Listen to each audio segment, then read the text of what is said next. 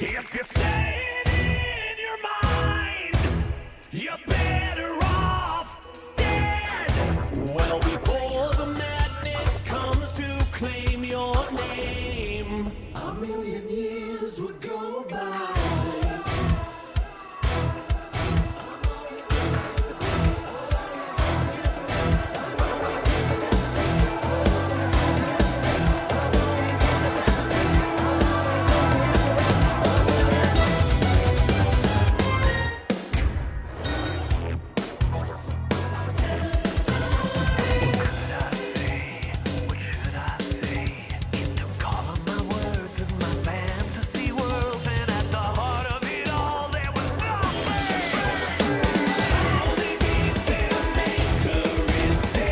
Hey, Elijah, how you doing?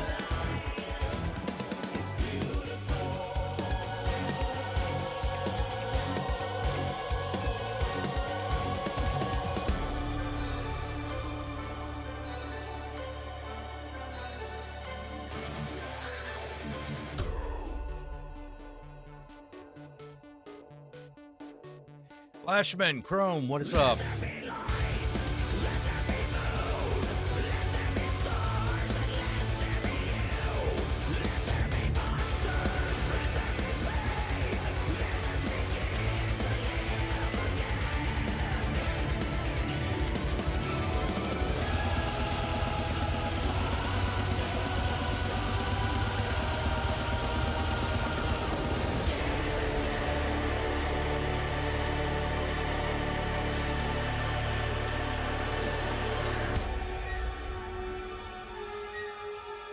Doing some IT training. How am I? Why the...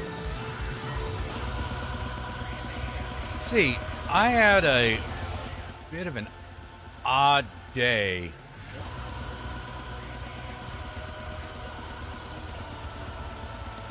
I was working all day on the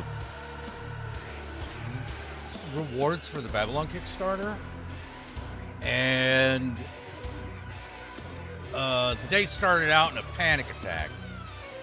So I was like, I don't know what I'm doing. I don't know what to offer. I don't know what people want. It's all hopeless. Everything's going to fall apart. This is just going to go nowhere. It's not worth doing. This is bullshit. I hate it.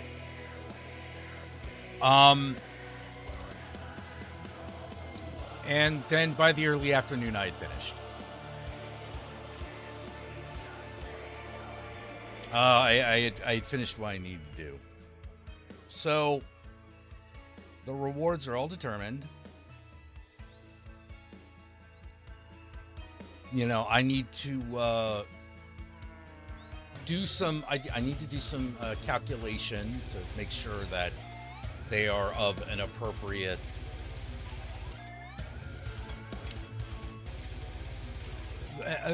asking price. And after that, like, another stage of the Kickstarter is done.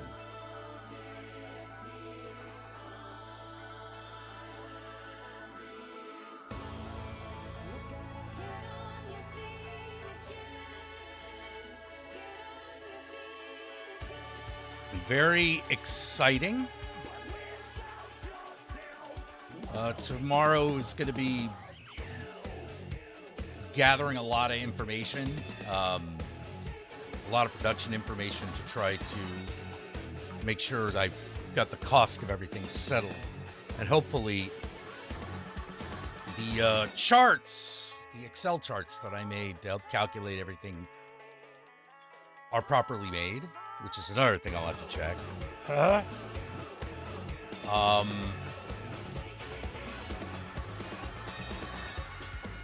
Little numbers, man.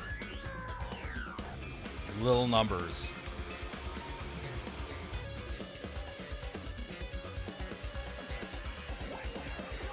Yep, talking about putting Babylon together.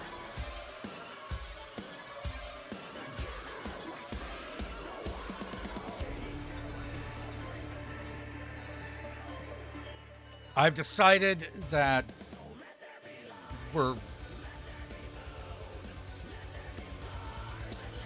goal is going to be to make a physical book that costs $45. If we can get it down to 40, I will.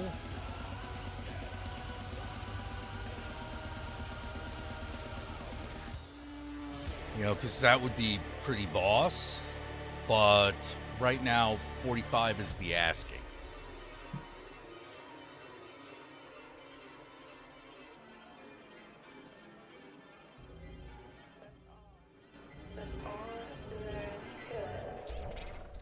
Yeah, I wanted the price to be reasonable because I had seen so many independent games with these really high cover prices.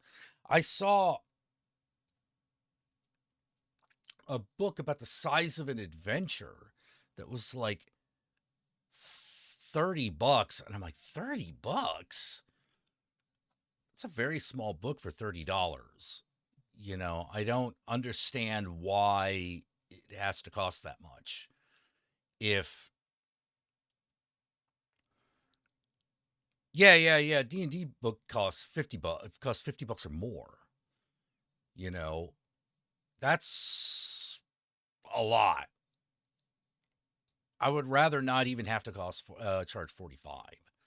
I'd rather charge 40, you know. Hell, I'd rather charge 20. But that's just not realistic. Motherfuckers.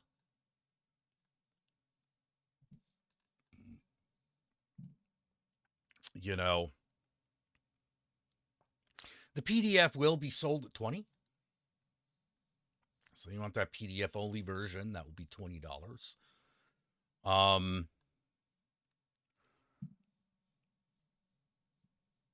Yeah, hopefully all will be good. Hopefully all will be good. Just gotta figure out how to do it. Yeah. Well, that's another thing we're thinking of doing to try to cut the cost down is to like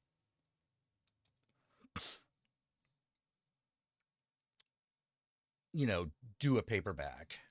You know, do you know, like,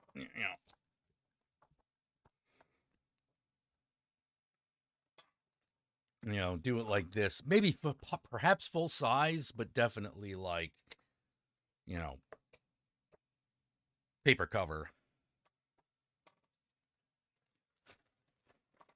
You know, maybe bring that back. You know, remember those? Those are pretty cool. You know,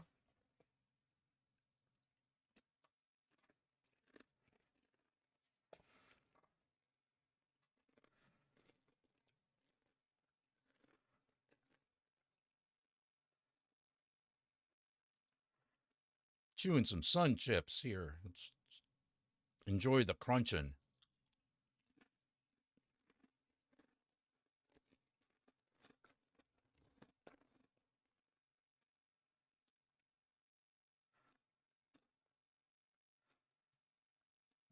Oh no, I'm not gonna do spiral books. We're gonna, it's gonna be perfect bounds and all that. You know,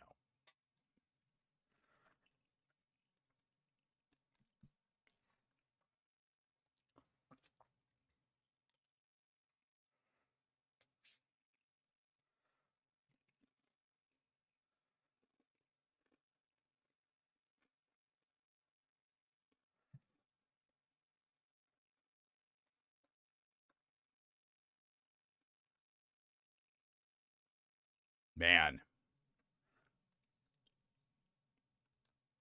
I am like,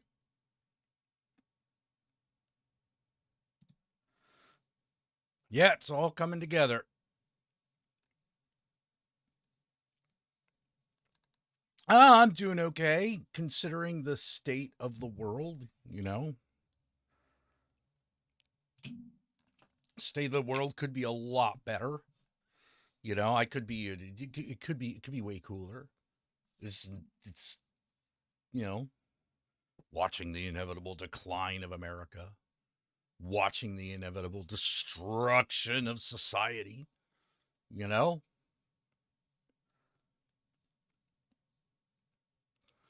I thought the destruction of society would be a lot more fun. I'm going to be real honest with you. I didn't think it was going to be this lame.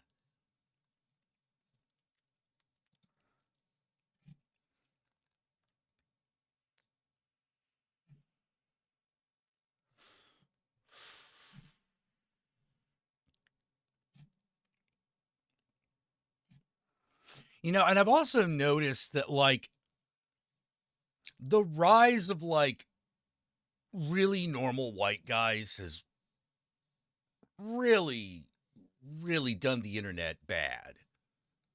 It's done the internet bad. Like, you know, it always skewed pretty white, but, like, it used to be weirdos. Now it's all these normal people. You know, now it's all these normal people. Like, I turn to anything on YouTube, and it's always hosted by some, like, normal looking fucking middle class white guy. You know, no matter what it is, you know, I'm just like, I just don't care. I just don't care what this person has to say. Yeah, we're living in a very we're living in a very, like, white suburban version of cyberpunk. It sucks. You know.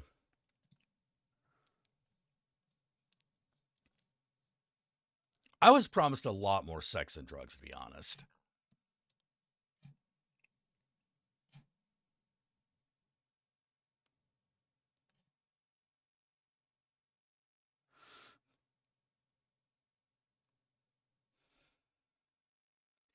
You know, that's the thing with me.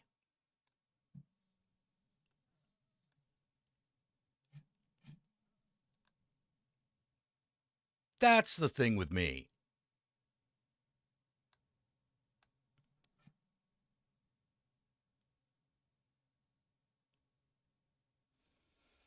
Oh, what's this?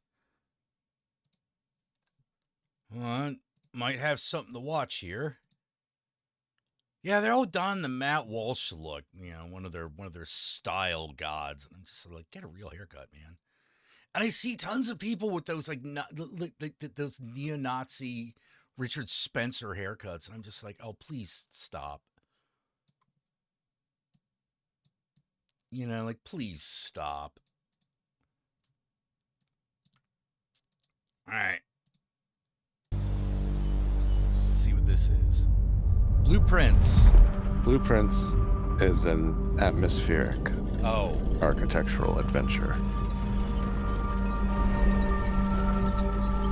A game in which you, the player, explore an ever-changing house of shifting rooms. It's a game of exploration. oh, so there's no plot. It's a game of strategy. It's a game of mystery. And without giving too much away, I'll say that it's a game of many secrets. Okay, so it's procedurally generated. Okay, that's nothing. I was hoping that was going to be something. It looks like nothing. You know, I'm hearing some buzzwords that I can decode to basically go, oh, it's another walking simulator. It just has mechanics.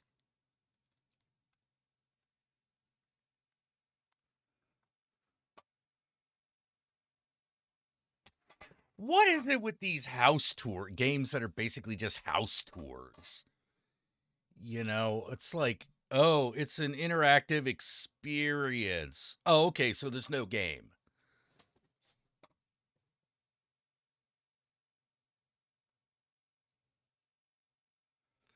You knew how to set up an environment, but you didn't know how to do any of that other game stuff, and you didn't think that you had to. Ah, fuck off. What a load. You know?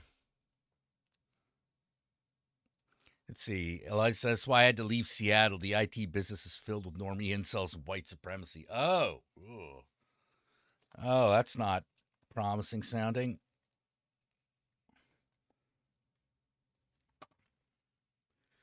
You know, well, there's a fair amount of that here, too, these days in San Francisco. I don't know what to do about it.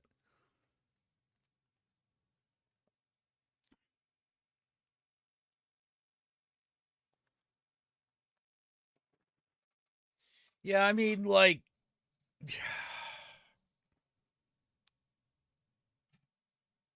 Yeah, I got nothing. I was kind of hoping something a little more.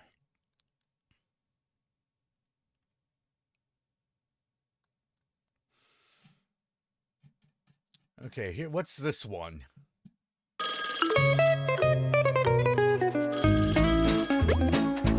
Hello, Mother. The wife and I are going to a nude beach for the weekend, so you gotta watch our baby. Also, we're here.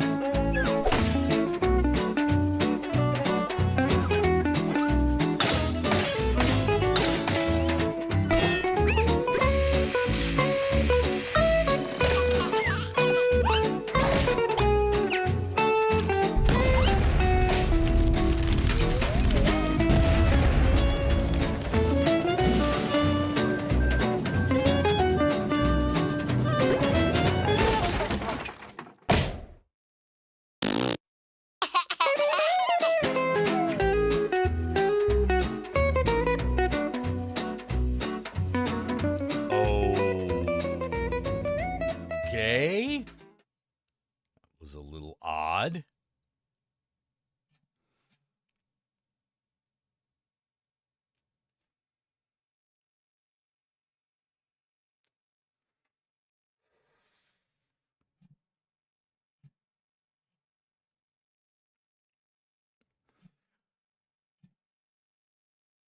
Anything else that we might wanna see? Upcoming video games. Let's see what we got.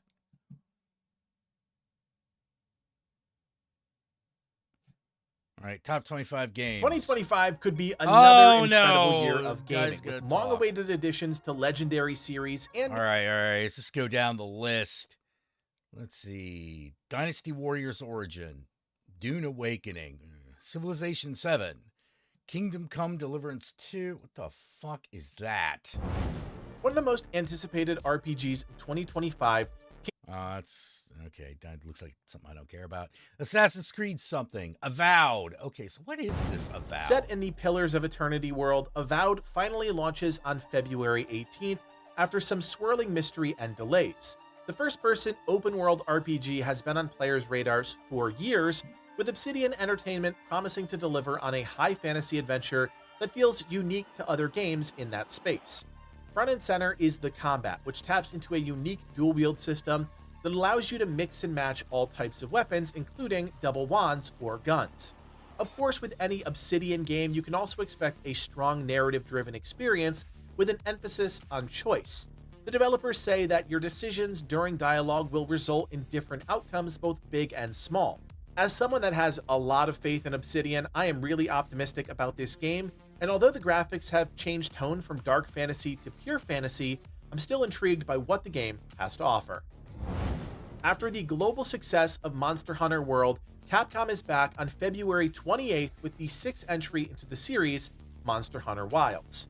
Set in the Forbidden Lands, the game once again thrusts players into a new and vibrant world, teeming with formidable monsters. You play as a hunter on a mission to uncover the secrets of the White Wrath and rescue the Keepers whose village has been attacked.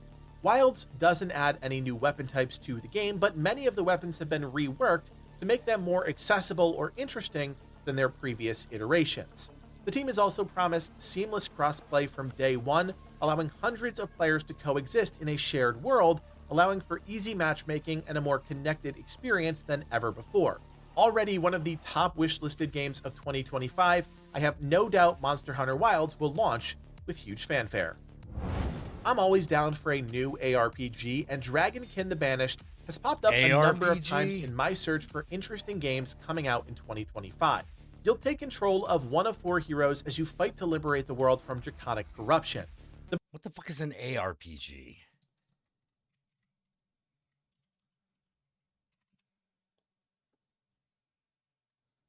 Action role-playing game. Oh, yeah, okay. Barbarian uses ice powers from White Dragon Blood. The Oracle employs electric powers from Blue Dragon Blood.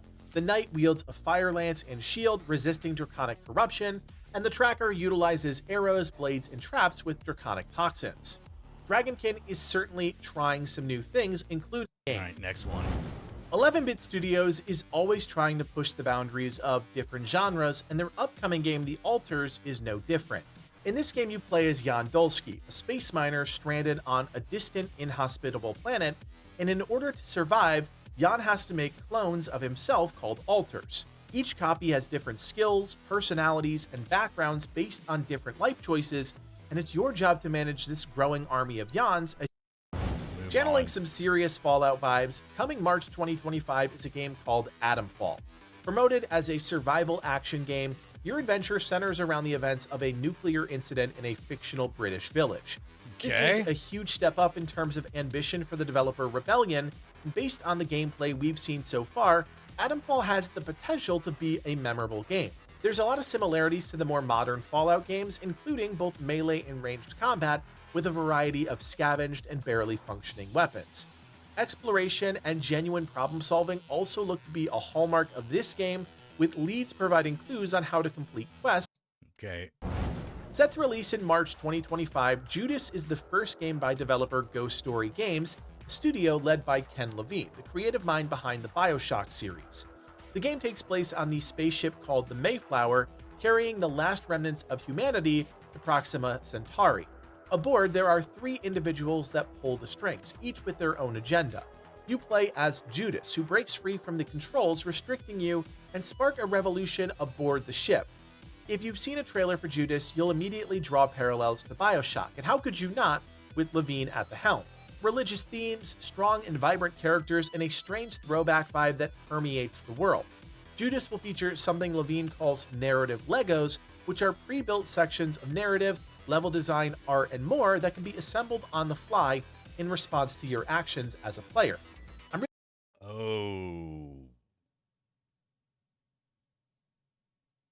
I don't know about that. That sounds...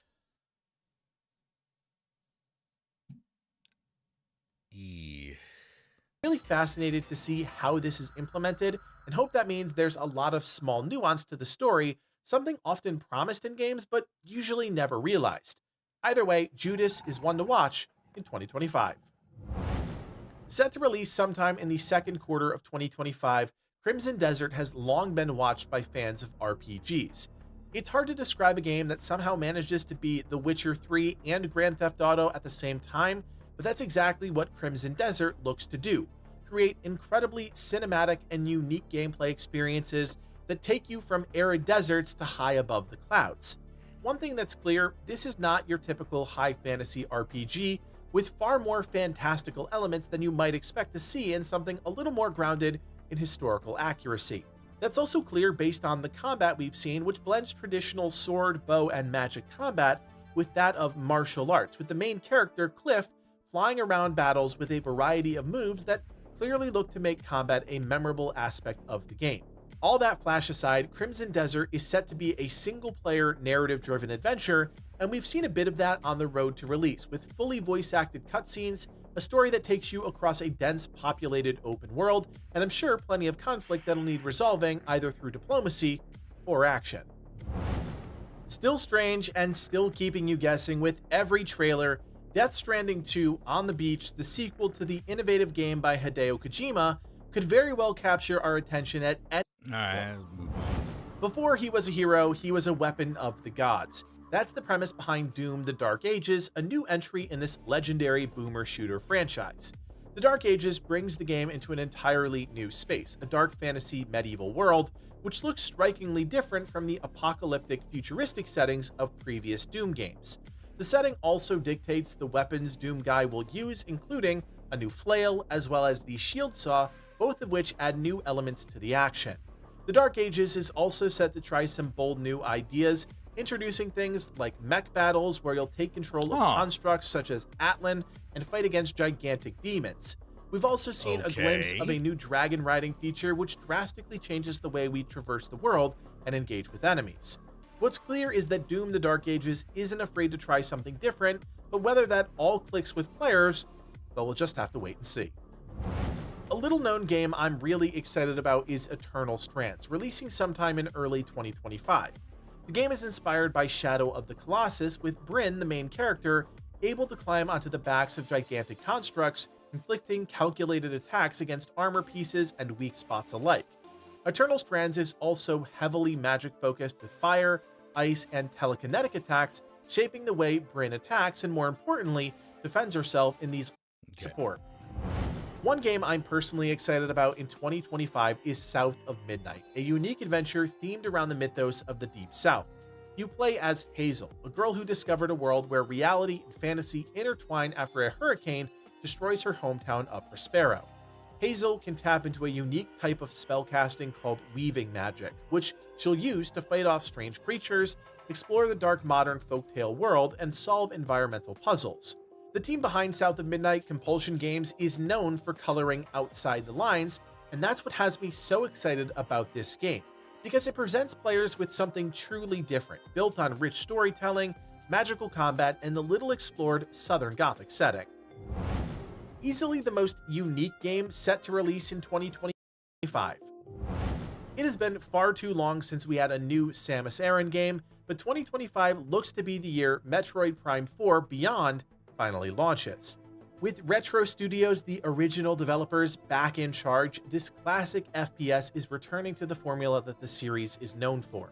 As Samus, you'll explore vast interconnected environments, using your scan visor to gather information about enemies, items, and the world around you. I don't think Metroid Prime 4 is looking to innovate, but if you enjoy rolling up into a morph ball, shooting space pirates, and learning a bit more about the Metroid universe, then Metroid Prime 4 Beyond might be worth keeping an eye on. Without a doubt, one of the most anticipated games of 2025, Grand Theft Auto 6 is still largely a mystery, but that doesn't change the fact that the excitement is building. The game will be set in the fictional state of Leonida, which is based on Florida, with the main area being Vice City, modeled after Miami. The story will follow a crime duo, Lucia. Talk about a 2025 game we just don't know much about. Borderlands 4 is set Look, to we don't know much about it. I'm just gonna skip over. One of the dark horse games of 2025, Mecha Break can only be described as Gundam meets Zone of Enders, and from everything we've seen so far, this game looks really promising. You'll be able to pick from a wide array of mechs, a few examples including Assault, Melee, Sniper, Reconnaissance, and Support, all featuring their own unique playstyle, strengths, and weaknesses. You'll then take these base mechs even further, fully customizing their paint jobs, armor, internal framework, and weaponry, resulting in each mech you come across on the battlefield distinct to that pilot. Players will have access to either an arena-based PvP mode or... If you're into science fiction and just straight up weird games, then you'll most likely be interested in Hell Is Us, set to release sometime in 2025. The game is inspired by the 2018 film Annihilation. Based on some of the gameplay we've seen, it's an intriguing take on the source material. You take on the role of Remy, a United Nations peacekeeper who goes absent without leave to search for his parents in a war-torn country of Hadia. What's known as the Calamity has given rise to creatures called Hollow Walkers in the region, and that lays the foundation for some pretty supernatural stuff. The gameplay mixes melee and ranged combat with a heavy emphasis on a drone that aids in both exploration and combat, but these Hollow Walkers can't be killed with conventional weapons, so you'll resort to ancient weapons, which further pushes the creativity oozing out of every pore of this game. Hell Is Us just looks really cool, and if the gameplay is half as good as the atmosphere and the premise, this could end up being a surprise hit of the year. Recently revealed, Ghost of Yotai is the much-anticipated sequel of Ghost of Tsushima. This will be another PlayStation exclusive, but that doesn't mean we can't shine a little light on the game. Yotai continues the legacy of Ghost, but with a new protagonist, Atsu. Unlike Jin, she can dual-wield katanas, which should feel immediately different. Much like the first game, Yotai will be extremely narrative-driven, with the story taking place over 300 years after the events of Tsushima. We're also in a new setting, in the area surrounding Mount Yotai in northern Japan. This is also the first game Sucker Punch, the developers, are creating from the ground up for the PlayStation 5, and they're promising some impressive visual improvements, including massive sightlines, incredible skyboxes, and more realistic movement of wind on grass and vegetation. A game that's had some dramatic development ups and downs is finally slated to release sometime in 2025. We're of course talking about Arc Raiders. Originally developed as a looter shooter, it has since undergone a massive restructuring, now as an extraction shooter that looks more akin to something like the ruthless PvP of the Division's Dark Zone, meets the survival and scavenging elements of Generation Zero. Set in the distant future here on Earth, Arc machines have overrun the surface, and humans primarily live underground, heading to the surface through a series of repurposed tunnel networks to scavenge for essential materials needed to survive. You'll engage with a whole variety of unique quests while looting structures and enemies you take down for valuable items. You'll also need to contend with other players, both solo and in groups, and decide if you want to be friendly or take their loot for yourself. Whatever your decision, you are always risking your gear and loot at the same time, and things can get out of control quickly between players and machines. There looks to be some seriously large set pieces and threats still to be revealed, but I think we're all excited to check this. Okay, well, that's that shit, Scott.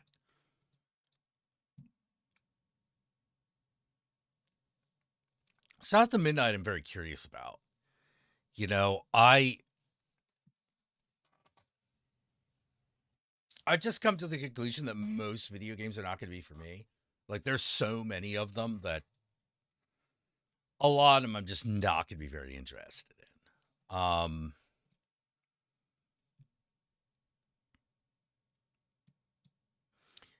See, the biggest upcoming games you never heard of. Okay, let's... Okay.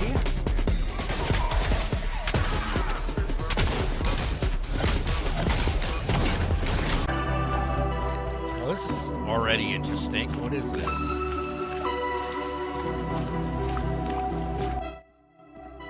Oh, it's called Spine. Okay.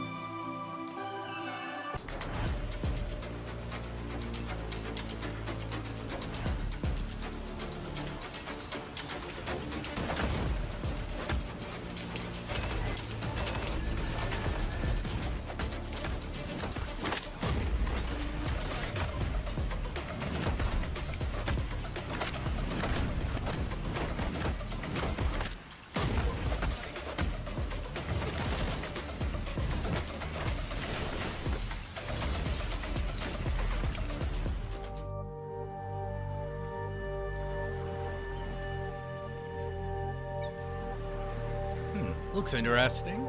I like the aesthetic.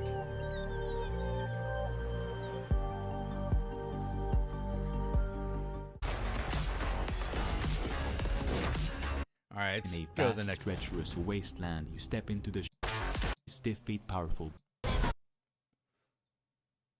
whistleblower services and connection to municipal surveillance to establish the identity and whereabouts of your target. Plan your actions carefully, learn your target's life patterns, and become...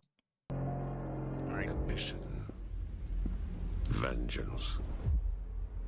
Powerful emotions. Oh, not actual gameplay? Okay, that's a bad sign.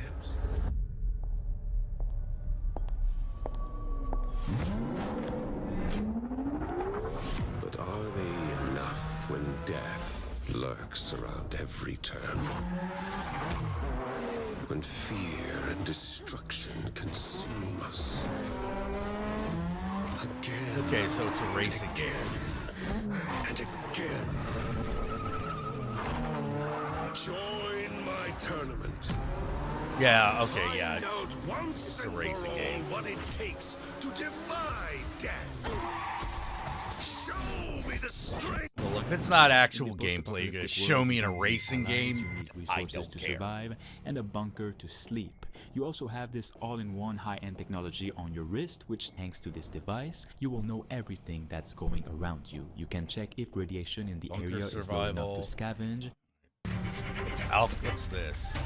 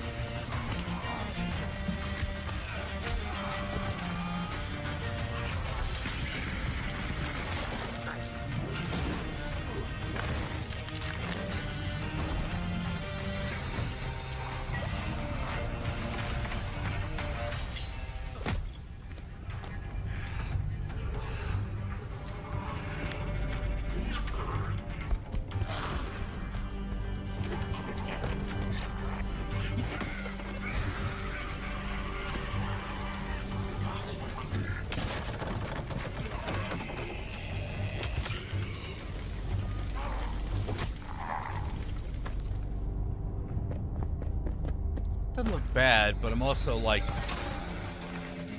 not all that interested.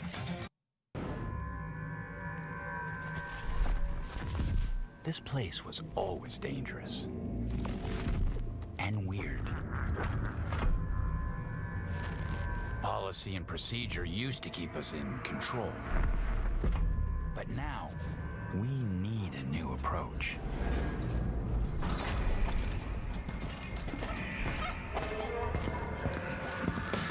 Alright. Let's see what this is. Called necrophosis.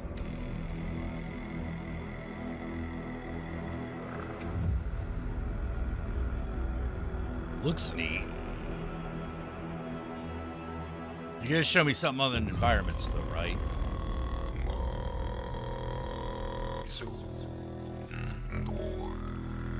Oh, God damn it. Another shooter.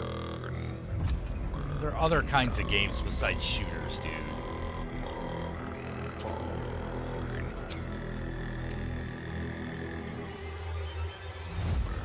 Are we?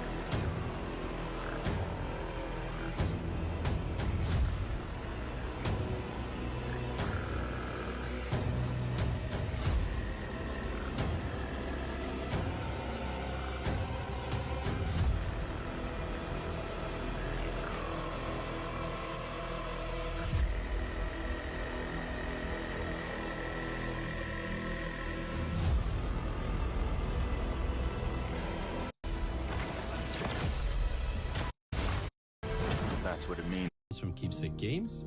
Okay, that's enough of that. That's enough of that. I'm not seeing anything that's really like setting me on fire here. You know? Oh boy, what genres am I into? Largely RPGs, to be really honest. You know, I'm an RPG fan. I like RPGs. I think they're really fun. And I'm not seeing a lot of them. I mean, I like horror games, but I like horror narratives rather than ones that are just spooky.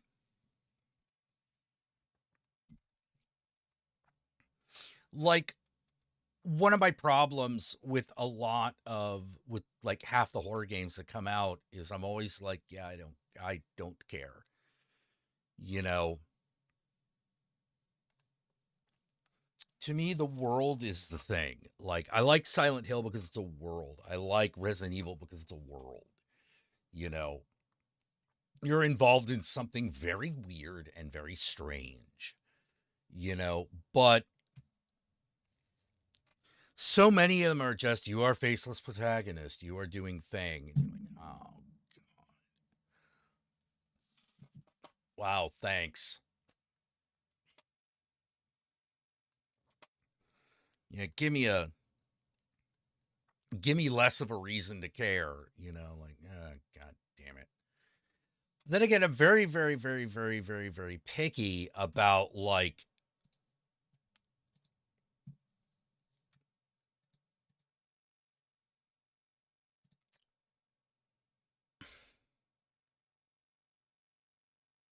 I'm very, very, very, very, very, very critical of video games. I'm very critical of them.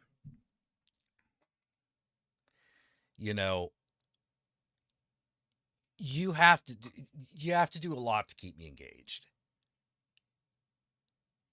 No, I don't like lore. I think is overrated.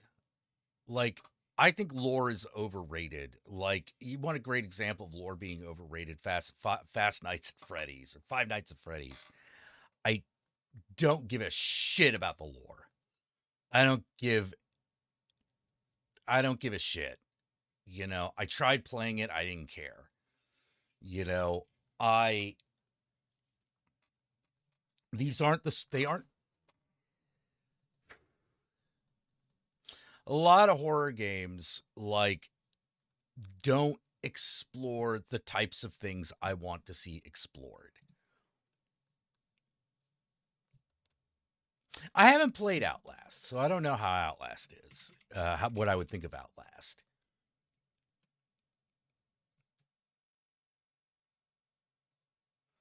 Yeah.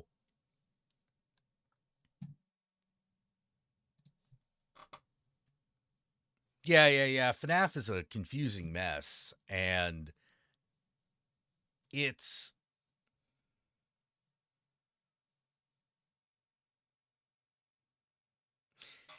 one of those types of it, and things like Night Vale, to me, they're too basic for me. What do I want to see explored in a horror game? The weird. Like, the truly weird. It's one of the reasons I like Silent Hill. Like, Silent Hill is truly weird. It tells you just enough to let you know that you are in danger, and gives you just enough to tell you what it is you're supposed to be doing.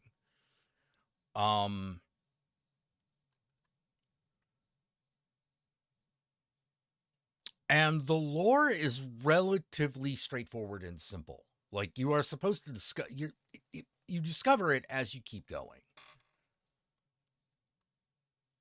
Yeah, Silent Hills looked like it was going to be amazing.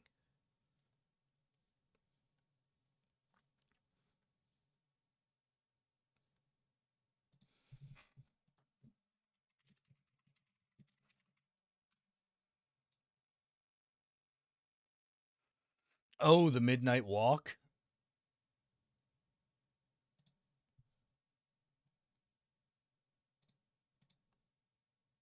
Oh. End of the world. Violence! After the end of the world, the burnt one woke from a deep slumber.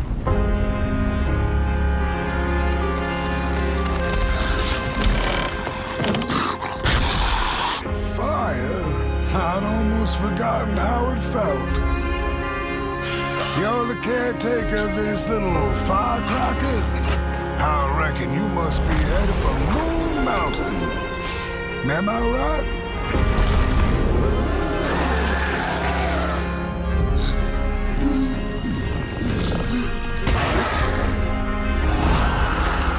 Close your eyes to make things clear.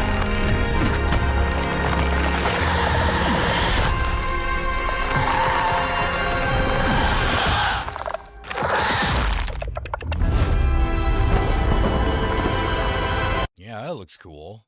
Actually, that does look really cool.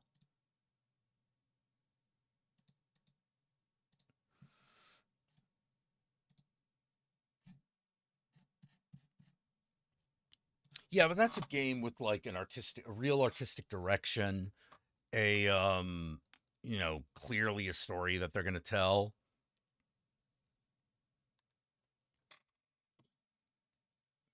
I've only played the first Until Dawn.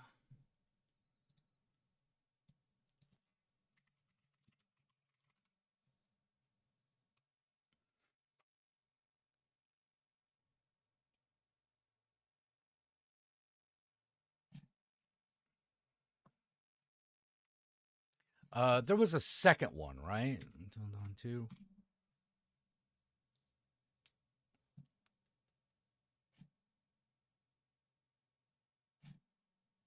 Oh no, there's only one.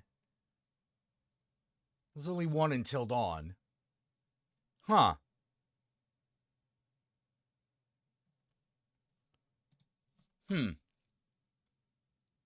Black Myth Wukong? No, I haven't played it. I've seen it, but I haven't played it. Looked cool, but also looked like the kind of game I didn't really have time to get into.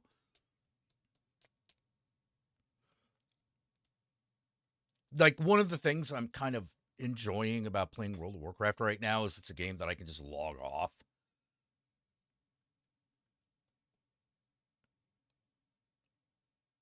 Whereas I feel like Black Myth Wukong, like that's a bit more of a commitment. A bit more of a time sink,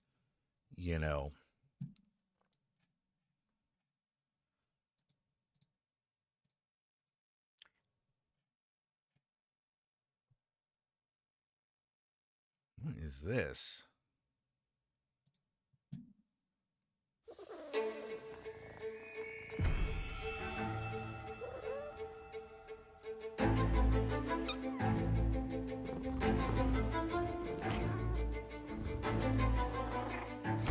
Like, what?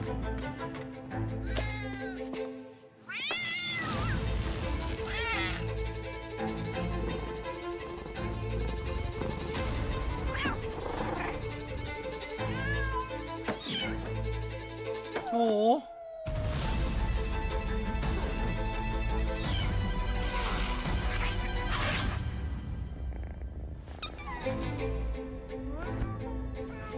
The hell?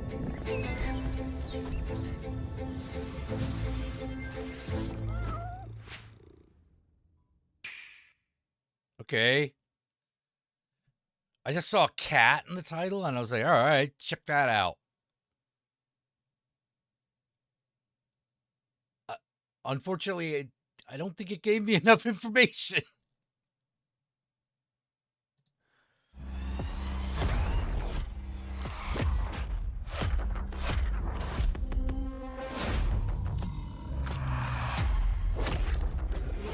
We sure cause a lot of explosions.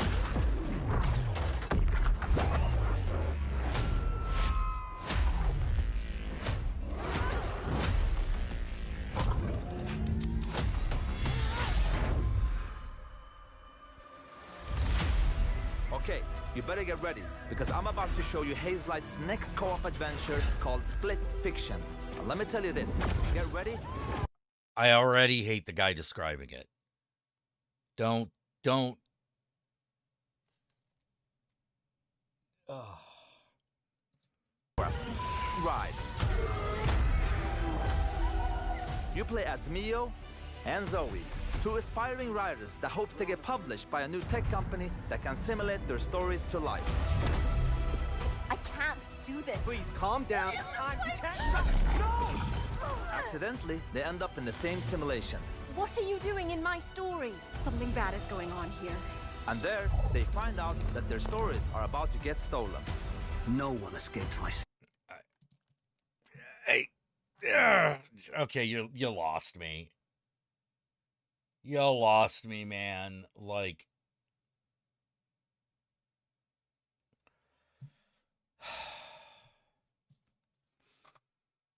I don't need another tech bro villain. I just don't.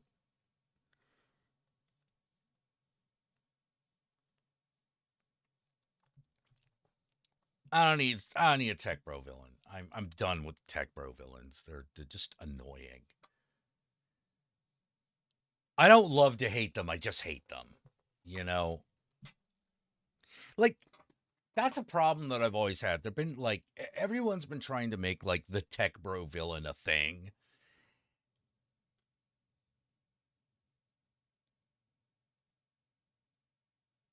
And I don't love to hate a tech bro. I just hate tech bros. You know, there's nothing, they're one dimensional. There's nothing really interesting about them. The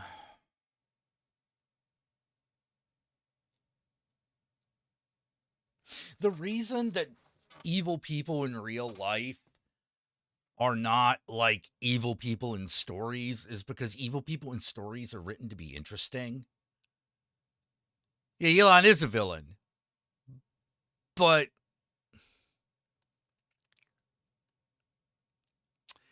you want something about your villain to be a little aspirational. You know, like he can control the weather, or, he controls a country, or something, or he's got schemes, that aren't just petty.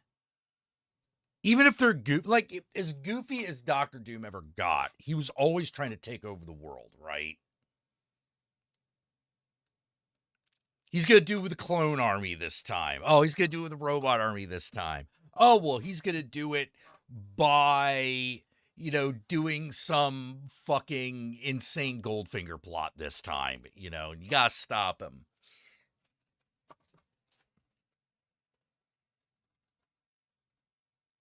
Like, a lot of those Doctor Doom plots are dumb. D-U-M dumb. But he's always trying to take over the world with it, That's kind of what makes him interesting. That, and he's always in that body armor because his body's all fucked up. So you got that, like, Darth Vader shit going on.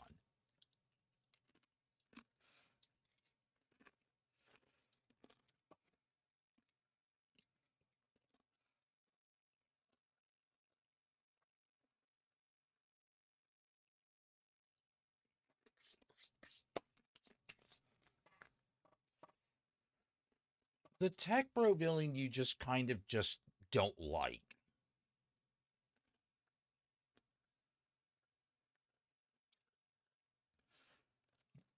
He's not that interesting.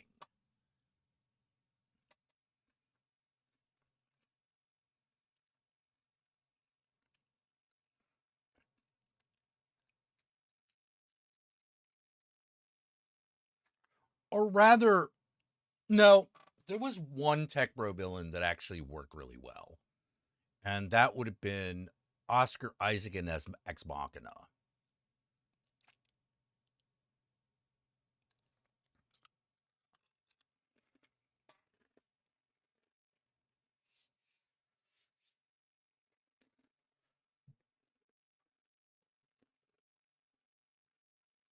Like, he worked really well because he was just so bizarre.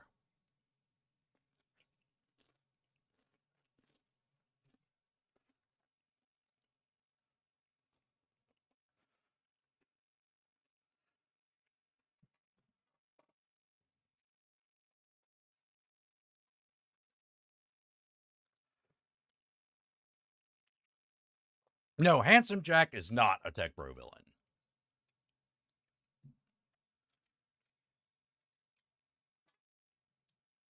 He's a crazy he's a crazy megalomaniac.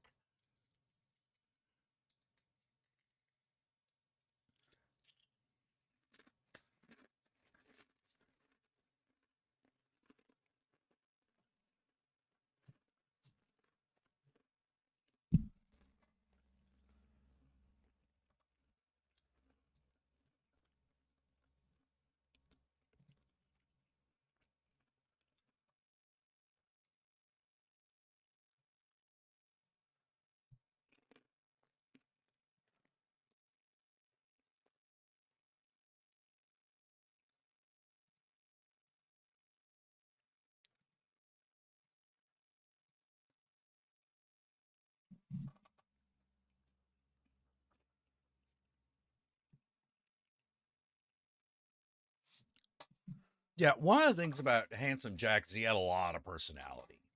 Like, you kind of love to hate it. That's what I mean. Like, you love to hate Handsome Jack.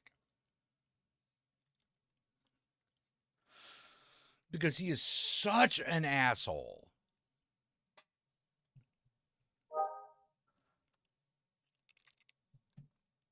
You know, he's such a dick. You know, he is petty in a way that is entertaining.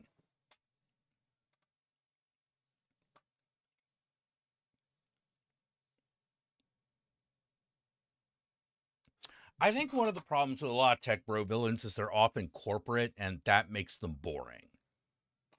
Unless you're willing to go like this cyberpunk, like super evil corpo, which tech bros are not the evil corpo. Tech bros are the guys that work for the evil corpo.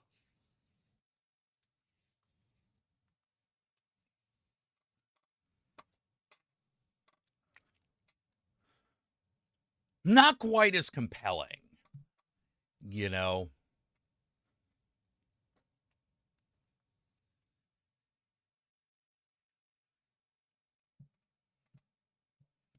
I think maybe a good way of putting it is if your villain is just a tech bro, you've missed the mark.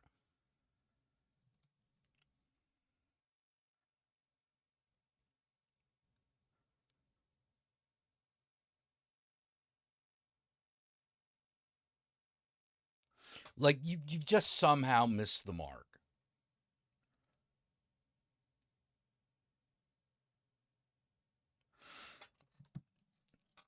Because like we all agree that the tech bro's kind of a mediocre guy.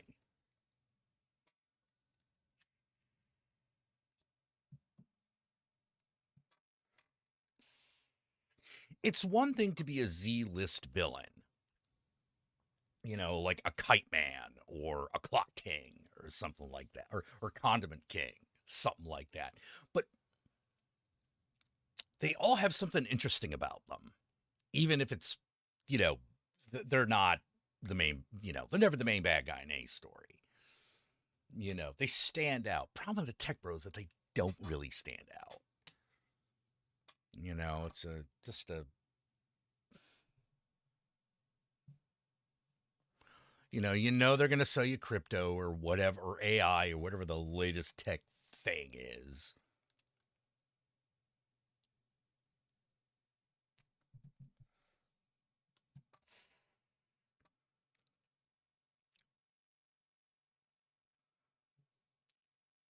And I gotta tell you, like, I do have like a seething hatred for like things yuppie because they love to look down on people, and yet at the same time, I'm always like, bro, I have never been divorced. I do not have to pay child support. I do not have kids that I don't see.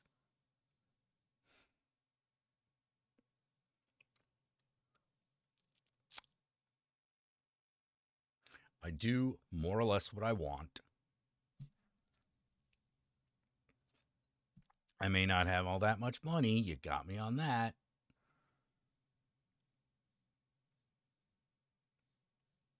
But you tell me that that money is really worth it.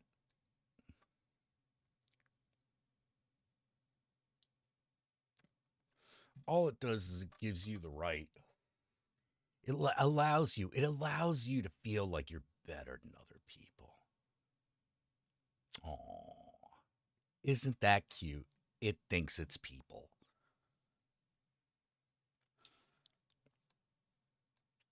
Patrick Bateman works because he's a character study.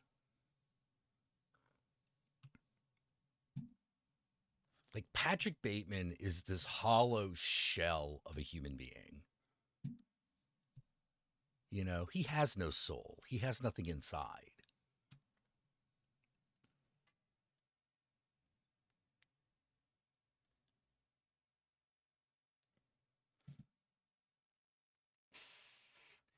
No one even cares that it's him killing people because there's nothing to care about.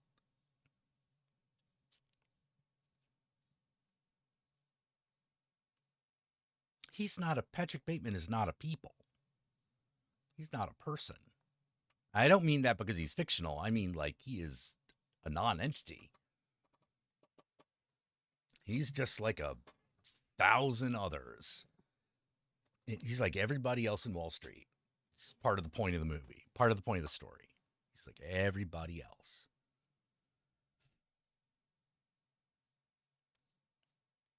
You know, they do cruel things, but they're so removed from it, doesn't matter. They kill people, but who cares? You know?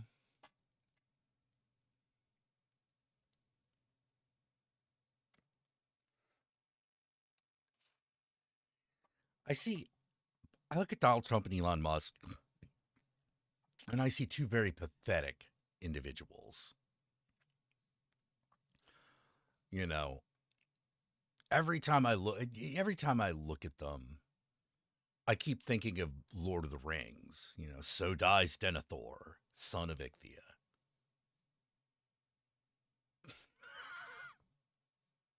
Good. Yeah. Well, that guy's gone. Quick, let's get something done. Yeah, a lot of the incels look up to... Well, of course. Of course, they've totally swallowed the idea that you're supposed to, you know, get ahead in business. You know. But nobody likes them other than the shit that they can get out of them.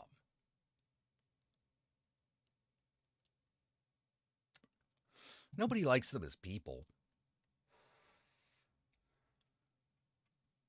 And that to me is the true terror. That to me is the true horror. You know, nobody likes you as people, and nobody should. That's horrifying. That's horrifying that a person could get to a point where it's like, no, justifiably, no one should like you. There's nothing that you add or give to other people that is anything worth having.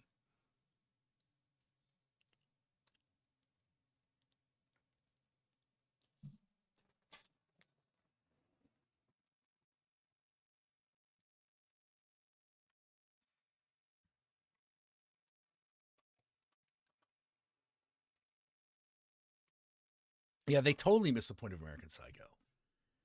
And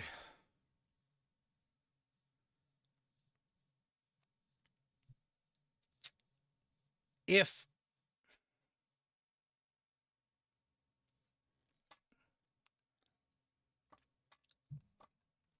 they're just people who feel that they're owed a win.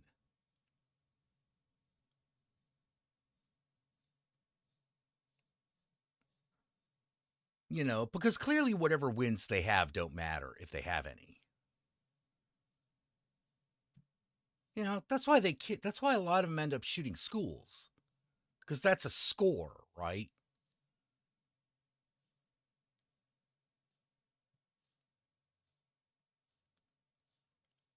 You know, that's importance. I'm important.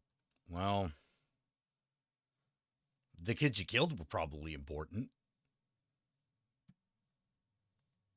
I don't know about you, though. You could have been anybody.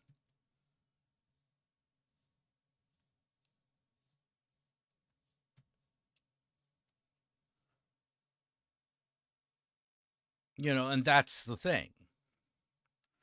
That's the thing. They could be anybody.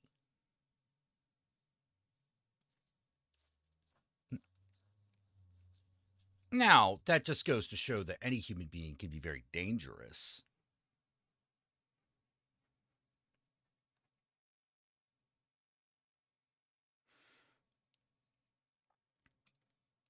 But who cares?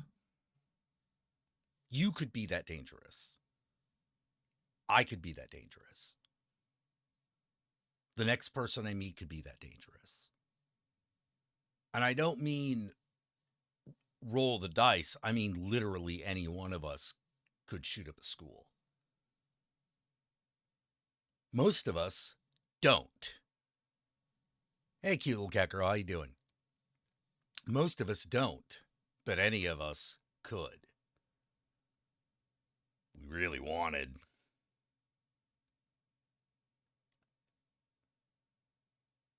But most of us go, That seems like a bad thing. In our coldest moments, we think that's a fucking bad thing. Because these school shooters don't shoot their bullies, right? That doesn't happen.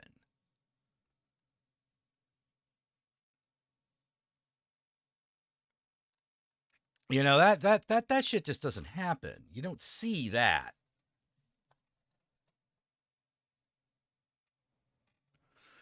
You know, because it's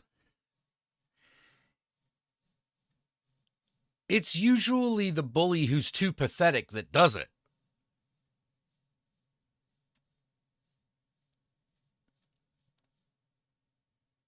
Yeah, that's what Wes Craven was saying with The Hills Have Eyes. Yeah. Any one of us could do it if we wanted to.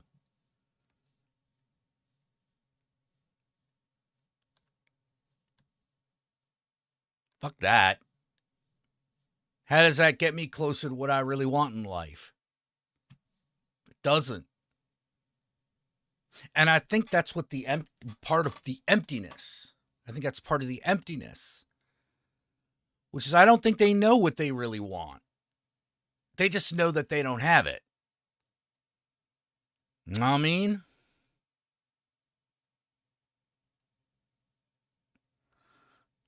You know, like the you know, all the incels that shoot people up. If you really were talking, it was really about getting laid, you'd rape people. You wouldn't just shoot randos.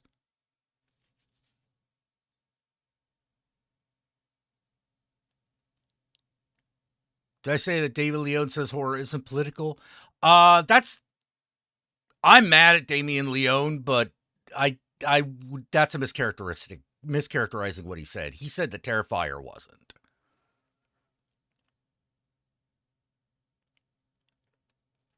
Yeah, I read his thing. Like, he said that Terrifier wasn't political, which, to be fair, yeah, you know, that's true. It's not particularly political. Yeah. They also don't have to think they're owed it. Yeah, like, I'm going to make society pay because I'm owed women liking me. It's like, wait, well, what? And of course, like most normal people, but like, you got to be able to find one, man. Come on.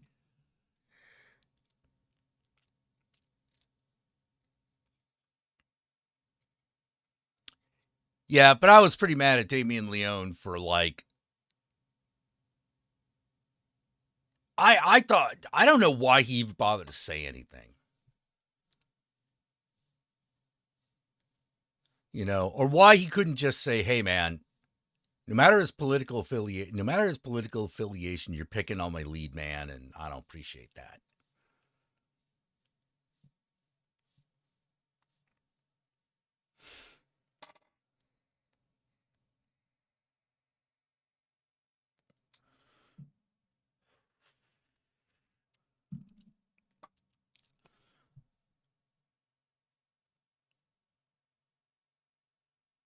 Reminds me of that mass shooter who's the son of that director. I don't know who that is.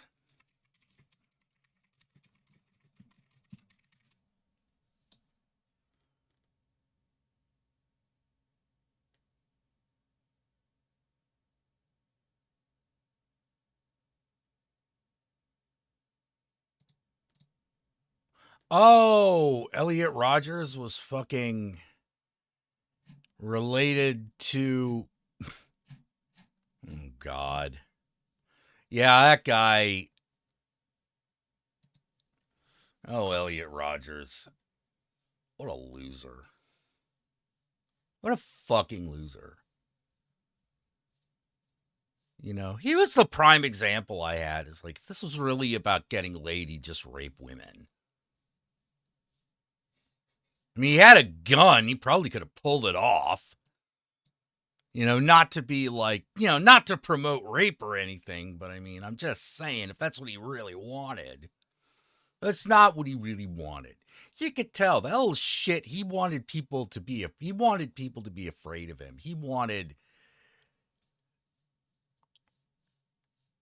He thought he was better than other people and was mad that people didn't recognize this, because in fact he wasn't.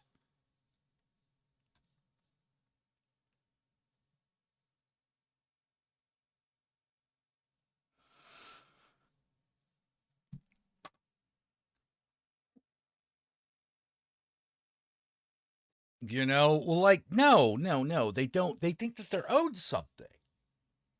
They think they're owed something. And it's like, no.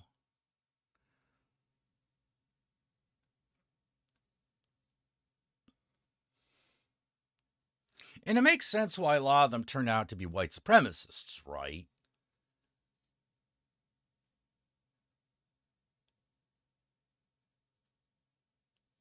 Because they got to find a reason why they're not getting the thing that they want, or the thing that they think that they're owed, even if it's not the thing that they want. And so somebody's got to be keeping it from them.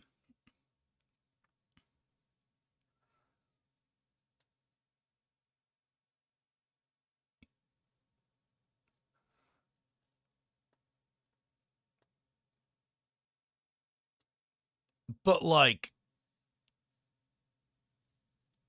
making that your personality seems to be a mistake. But the level of self-loathing you have to have in order to do that, I can't even fathom. And I thought I was a pretty self-loathing person.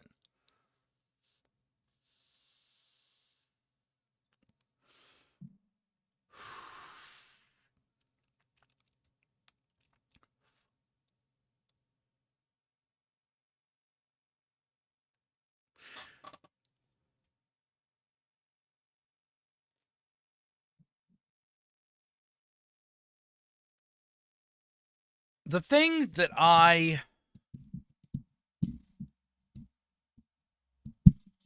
sorry about that. I think about my teenage years and when, my young teenage years where I was most resentful of girls.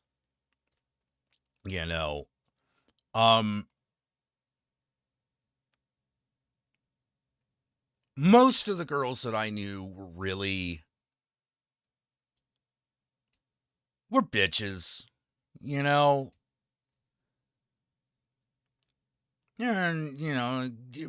people whose company I really would not have enjoyed.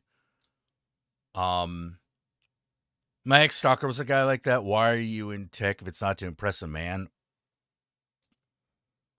I don't know, because you're interested in it. That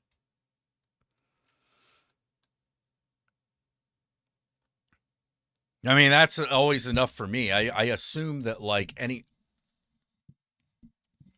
I've known one person who I felt went into tech just because it was, like, the feminist thing to do. One. I've known one. But there are already not a lot of women in tech. They're not unheard of, but they're reasonably rare.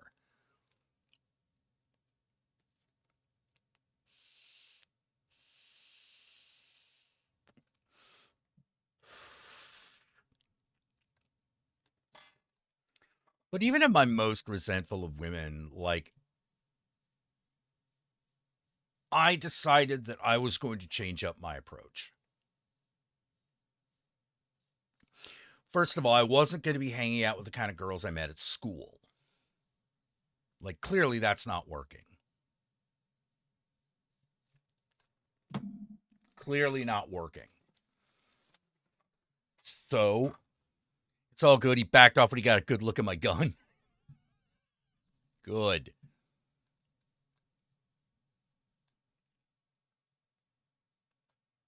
Good. See, you never know. Be careful out there. Just because someone doesn't want to hurt you doesn't mean they're helpless.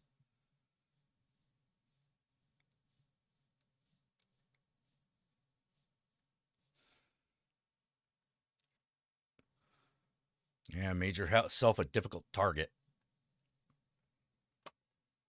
Yeah, that'll work. That'll do it. That'll work.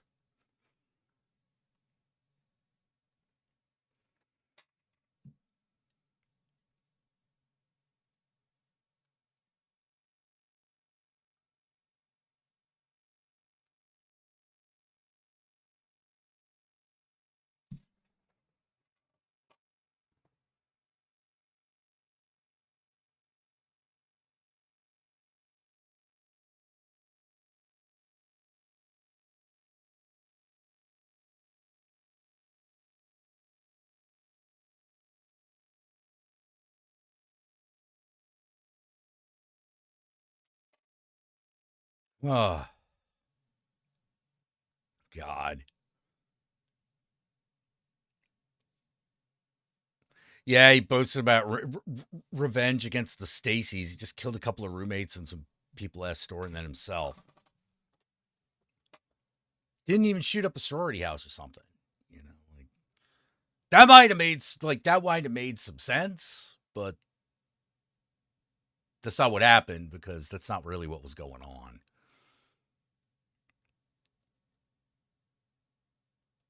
Yeah, he's fundamentally broken as a human being. Yeah, a lot of people are some people are like that. Some people are like that. They're just fundamentally broken. You know, they don't have the thing that allows them to be full human beings. You know. And while Elon might not be a physically violent person, you know, you could see it in him as well, and Donald Trump. You could just see it in them. Like there's something fundamentally broken about them. You know, something fundamentally deficient.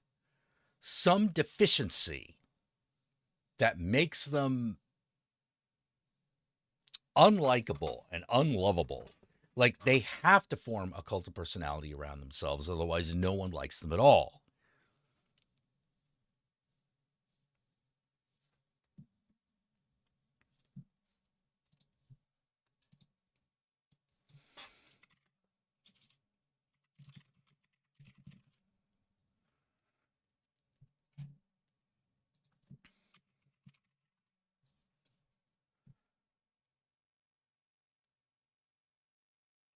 I gotta get a coffee, but like here's the kind of shit I'm talking about. My name is Rick Riley. I'm the author of Commander-in-Cheat, How Golf Explains Trump. I kept seeing these tweets in the 2016 campaign about, I'm the best golfer, I'm a winner, vote for me because I've won 18 club championships, and that's against the best players in the club. And I'm like, you liar. You already told me how you won most of those.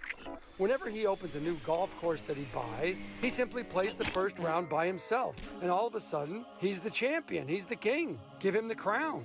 I'm a winner. You gotta vote for a winner. And I knew he wasn't a winner.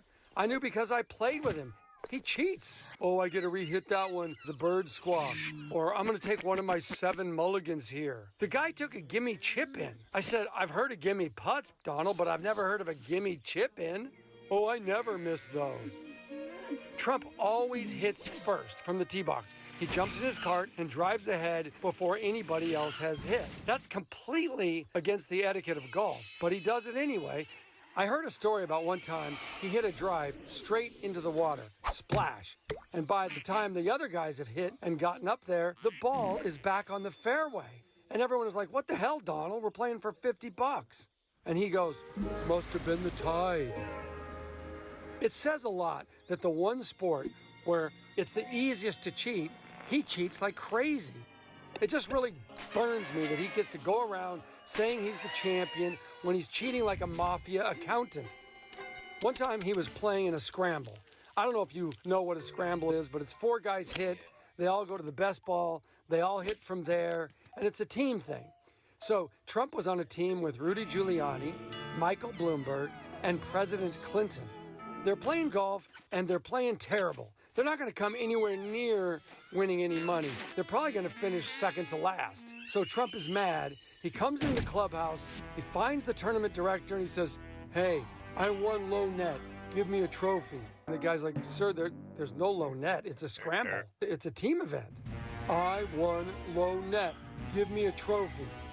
So a woman on his staff goes into the women's restroom. She finds a flower vase, throws the flower out, dumps the water out of the vase, rushes to the podium saying, "Ladies and gentlemen, the winner today of low individual net is Donald J. Trump."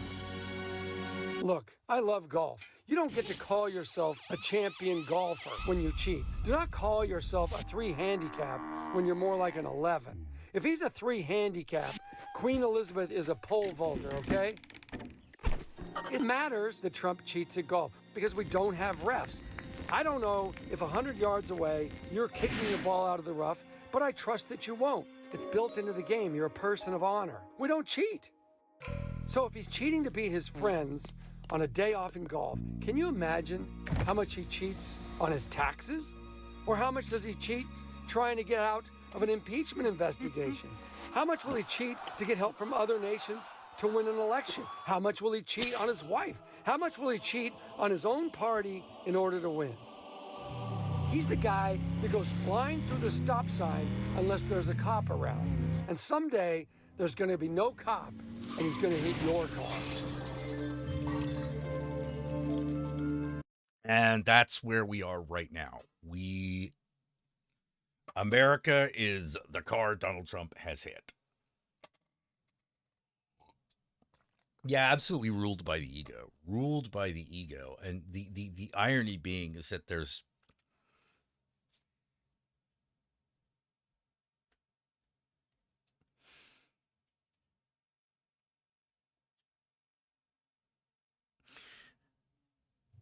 that their egos are relatively weak. You know, because they have no real sense of identity. They have no sense of identity outside of this false sense of self that they've created to be able to see themselves in the eyes of others, but they know that's not them because they created it. Excuse me, my furry roommate is screaming at my door. Is he okay? Or, oh, you're talking about the cat. Ego or id? Well, the id's obviously out of control.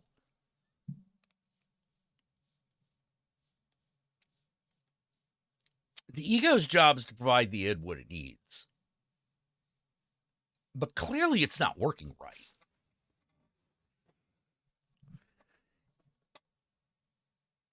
You know, we say that they're egotistical, but honestly, I don't think that that's technically the case.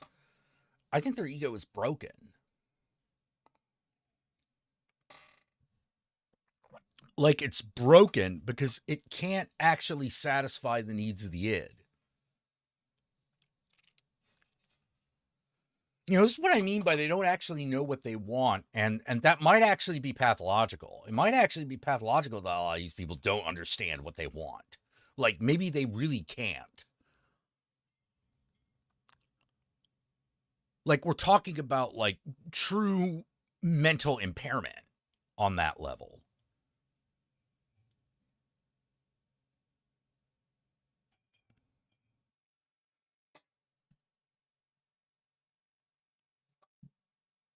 You know, they may not even want all the money that they've got. They just know that if they accumulate more of it, people keep telling them how intelligent they are.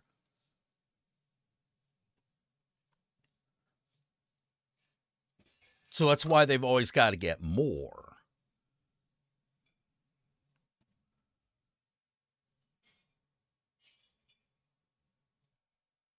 You know, you can use money to make people fucking jealous of you.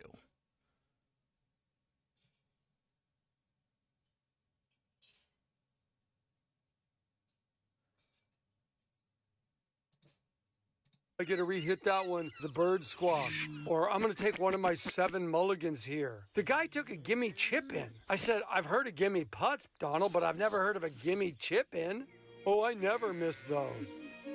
Trump always hits first from the tee box. He jumps in his cart and drives ahead before anybody else has hit. That's completely against the etiquette of golf, but he does it anyway. I heard a story about one time he hit a drive straight into the water, splash. And by the time the other guys have hit and gotten up there, the ball is back on the fairway. And everyone is like, what the hell, Donald? We're playing for $50. And he goes, must have been the tide. It says a lot that the one sport where it's the easiest to cheat, he cheats like crazy. It just really burns me that he gets to go around saying he's the champion when he's cheating like a mafia accountant. One time he was playing in a scramble. I don't know if you know what a scramble is, but it's 4 guys hit, they all go to the best ball, they all hit from there, and it's a team thing. So Trump was on a team with Rudy Giuliani, Michael Bloomberg, and President Clinton. They're playing golf, and they're playing terrible. They're not going to come anywhere near winning any money. They're probably going to finish second to last. So Trump is mad. He comes in the clubhouse, he finds the tournament director, and he says, hey, I won low net. Give me a trophy. And the guy's like, sir, there's no low net. It's a scramble. It's a team event. I won low net. Give me a trophy. So a woman on his staff. You can't want me back to watch him eat. Yeah, they do that. They do that. Sorry, when you said furry roommate, I was envisioning a guy in a furry suit. Till I realized you meant a cat. Oh. Where the hell did their thingy go? Where is that thingy? Oh, well. Yeah, is there something fundamentally broken about Trump, Elon, Zuckerberg? Yeah, there is. There really is. There really is.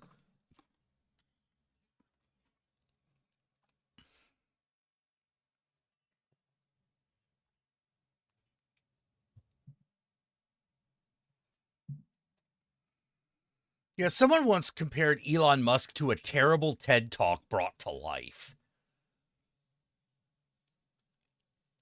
Yeah, it's like there's something that makes a person a person. I don't know if it's genetic or something in their childhood. What do you think? I have no idea. I have no idea. There is something that makes a person, and we call it empathy. We call it empathy, but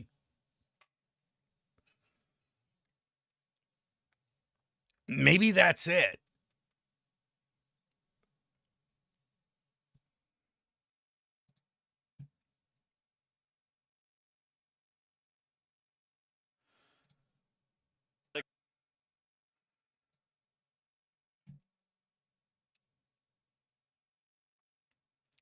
Maybe that's it. It's all I've got. It's all I have. I don't know if it's anything else. You want to talk about Chiboriki? Let's talk about Chiboriki. House in the middle of night. After a party, maybe. And you're feeling the hunger. And you cannot exactly explain what hunger that is. Let me tell you, friends, you are craving for chiburek. It is a tasty experience like nothing else. For this, my friends, go raid your friend's kitchen, bring out his special slab beer and the most old school bowl you can find, and start adding in the components. Do not worry about making a mess, because by the time your friends wake up, the chiburek will be ready, and you will be long gone. I suggest you leave one for your cousin, so as to justify the complete business you have done in his kitchen. Yes, Boris!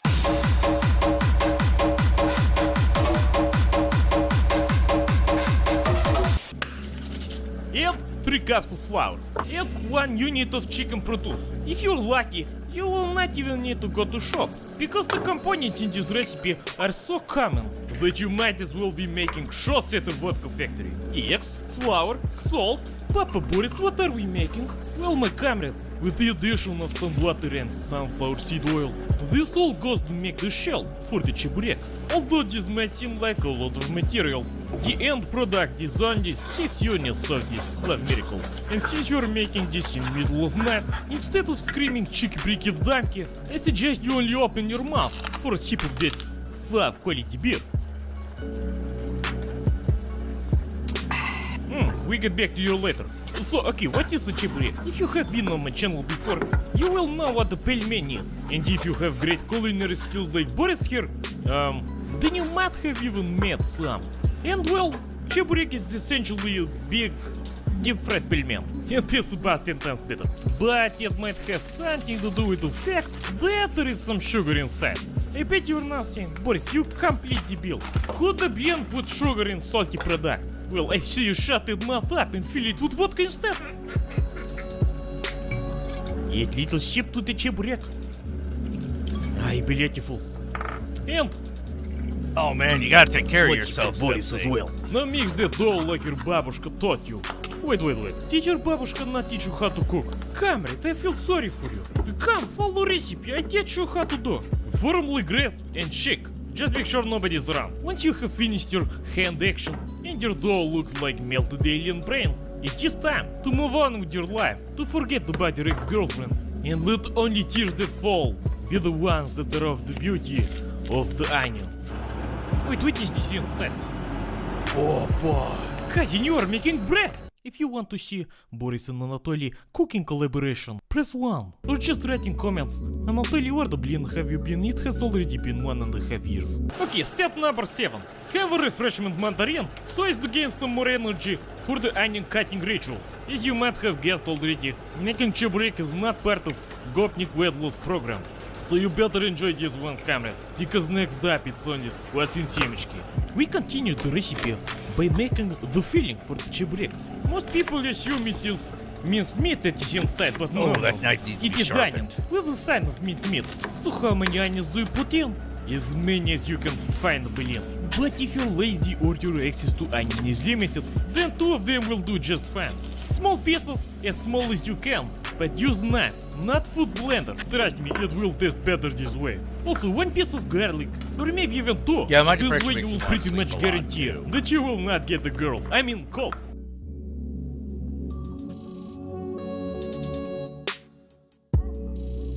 Add onion to bowl. Add mincemeat to bowl. Have sip of beer for confidence. Add salt. Add some ground black pepper. And look at what you have done.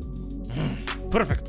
Add green onion, some parsley, and dill. Chop them up into small bits just to get the taste up. Remember to use your hands as many times as you can in the food making process. This way, when the cooking is done, you will feel that you have created something completely by yourself. And this is why, my friends, you do not use spoon for mixing, but you use slap power. Mix it well, mix it strong and loud. Hey Jackie, but say not so we loud must that capture. you wake your cousin. It is not yet. Cheburek is not done. You may take this time to. All right, let's see. Make sure I got this right. In your horror unboxing videos was. Oh. And tonight we must capture moose and squirrel. All right. Okay. There we go. That's what you get. Clean up the horrible mess you have made, but as I said before, the fresh cheburek will make up for it. Waste some more of that flour you have found, and add the dough. Or not. I пиздец. Okay, good. Once you have achieved complete flouration, it should be about the right time to use the rolling pin to flatten this thing out. But since Anatoly is not much of a cheburek maker, you will need to improvise. Good stuff. So, start rolling at the dough and get accustomed to your new rolling pin. If you feel like you have too much dough on your hands, roll it back up into a big sausage and cut it up as if you were making a very big buterbrot. Now use your vodka skills to flatten out the dough once again. Now this is about the time that I assume that most people will be abandoning this recipe because it feels too difficult to make. Well, I have some good news for you. The hard part is over. From this point forward, it is time to add your talent. and your hunger into the recipe. Because it is time to start manufacturing the чебурек. Блять. So if you have met пельмен before, or pirogi as the Polish call it, this will feel a bit familiar to you. But in this case, there is just one way to fold. Okay, that was a bit пиздец. Make circle of dough, add filling in middle. Fold it, so the filling is covered, and the dream becomes a reality. You can flatten it up just a little bit, but essentially, yes, they are supposed to look like пельмени from Chernobyl. Fork your way around the чебурек and push it down hard, so you weld the dough together and do not allow meat to escape in the deep frying process. Ой, бабушка will be so proud. Cut off the edge that you do not need. You can add this excess dough back into the pot. Дебил. Fork the edge together again. Continue making the rest of the чебуреки. Remember, there is no such thing as oversized чебурек. There is only jealousy. You make them as big as you want, because in the end, you will never have enough. As you can see, 7 units were made, and with the leftover filling, you can easily make some cutlet.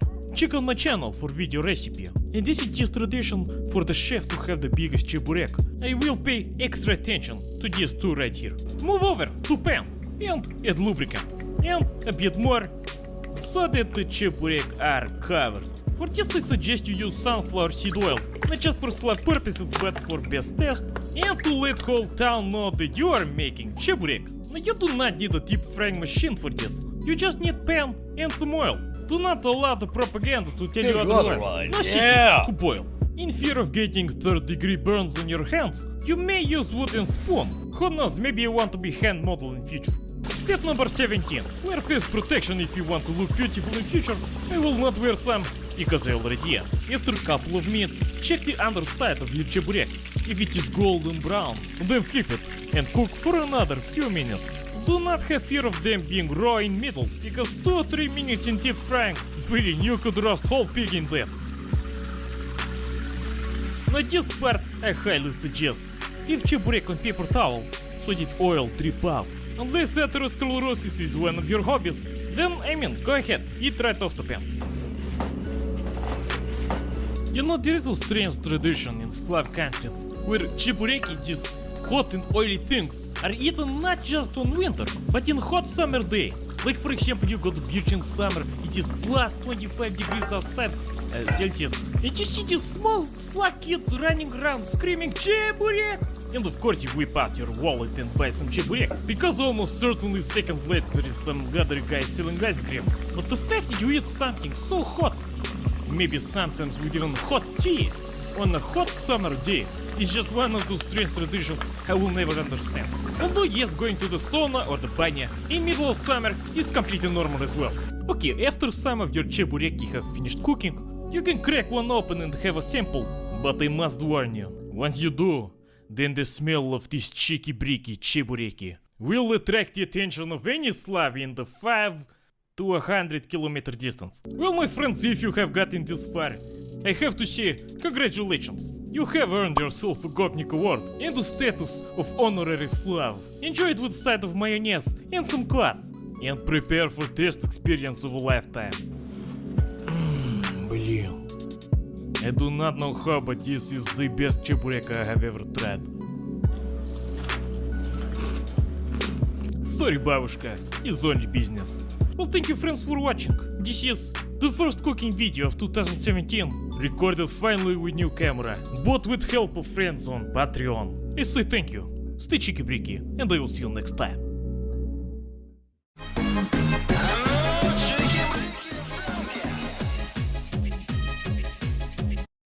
Oh man, too much. Oh, he was making a чебурек. Yeah, I miss the unboxing videos. I miss those boxes. I miss those boxes, man. Like they used to fucking. They don't really do them anymore. They don't really make that shit anymore. Those loot boxes.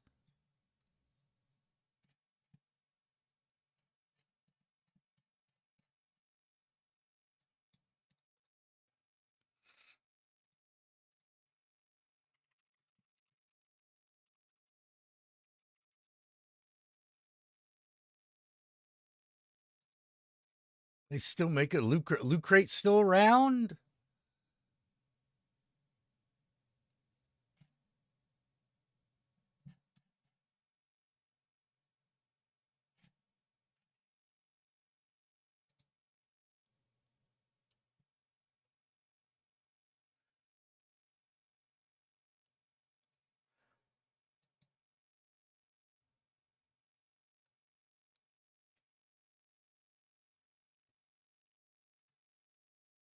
Yeah, maybe if I get like... Oh, okay.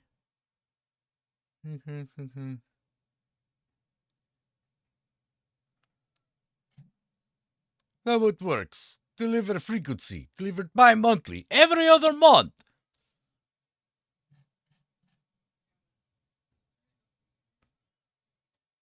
There's a fright loot.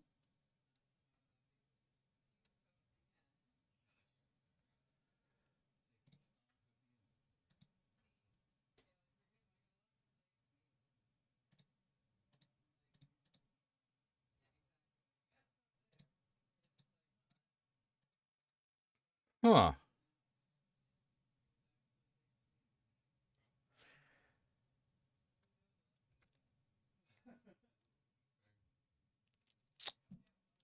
Did it go out of business? Because I've got a website. I found a website right here.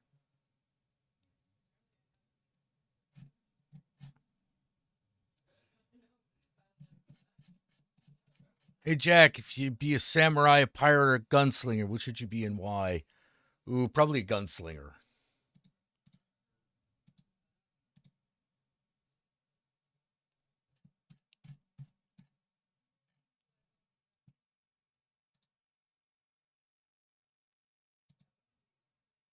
Did Loot Crate go out of business?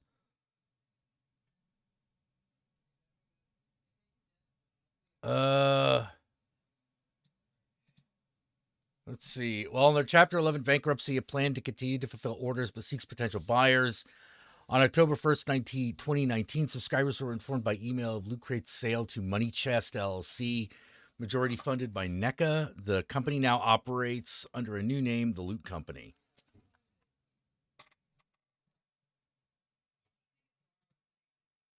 Is Loot Crate gambling?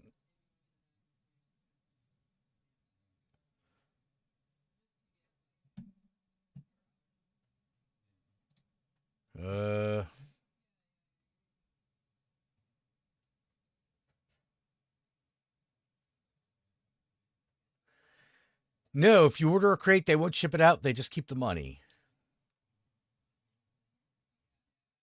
Oh, well. Okay, then.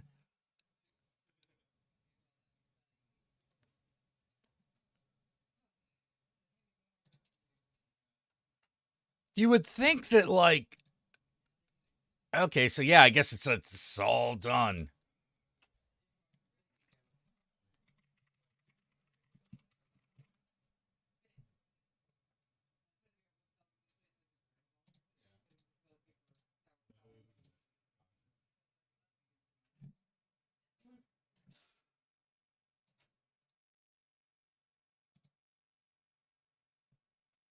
Hmm.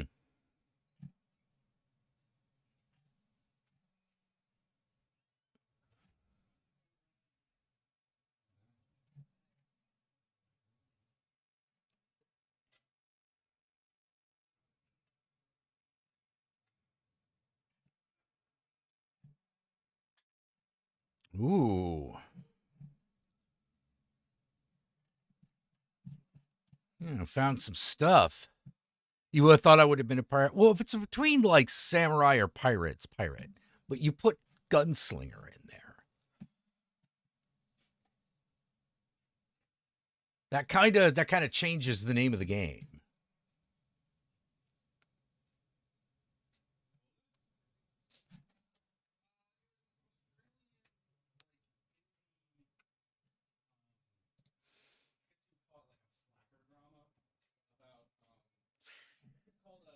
Man, but can't Loot Fright Crate. Wait, this 2 weeks ago. What?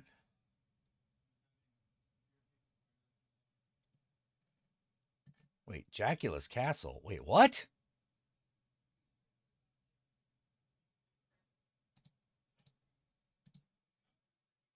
Hey guys! Welcome back to Jackula's Castle. Today we're opening...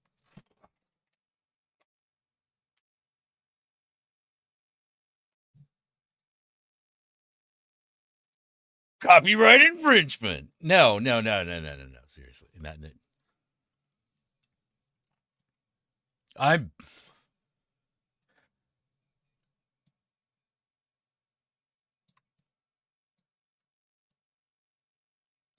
So, wait, we got to watch this. Is this like some little kid who's also named himself Count Jackula?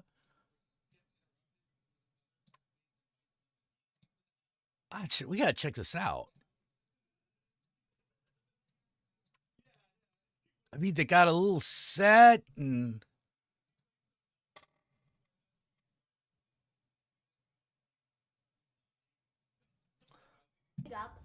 Oh, they got a little smoke machine.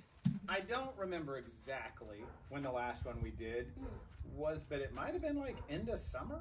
Yeah, loot crates are weird. Because I think the last ones we got were the ones with the NECA figures in it. At least that's the last one I remember. It's kind of funny that it's not even in a crate anymore. Yeah, now it's just in a bag. Now it's in a bag. So here's the thing. Sucks. We are way behind on them shipping them out.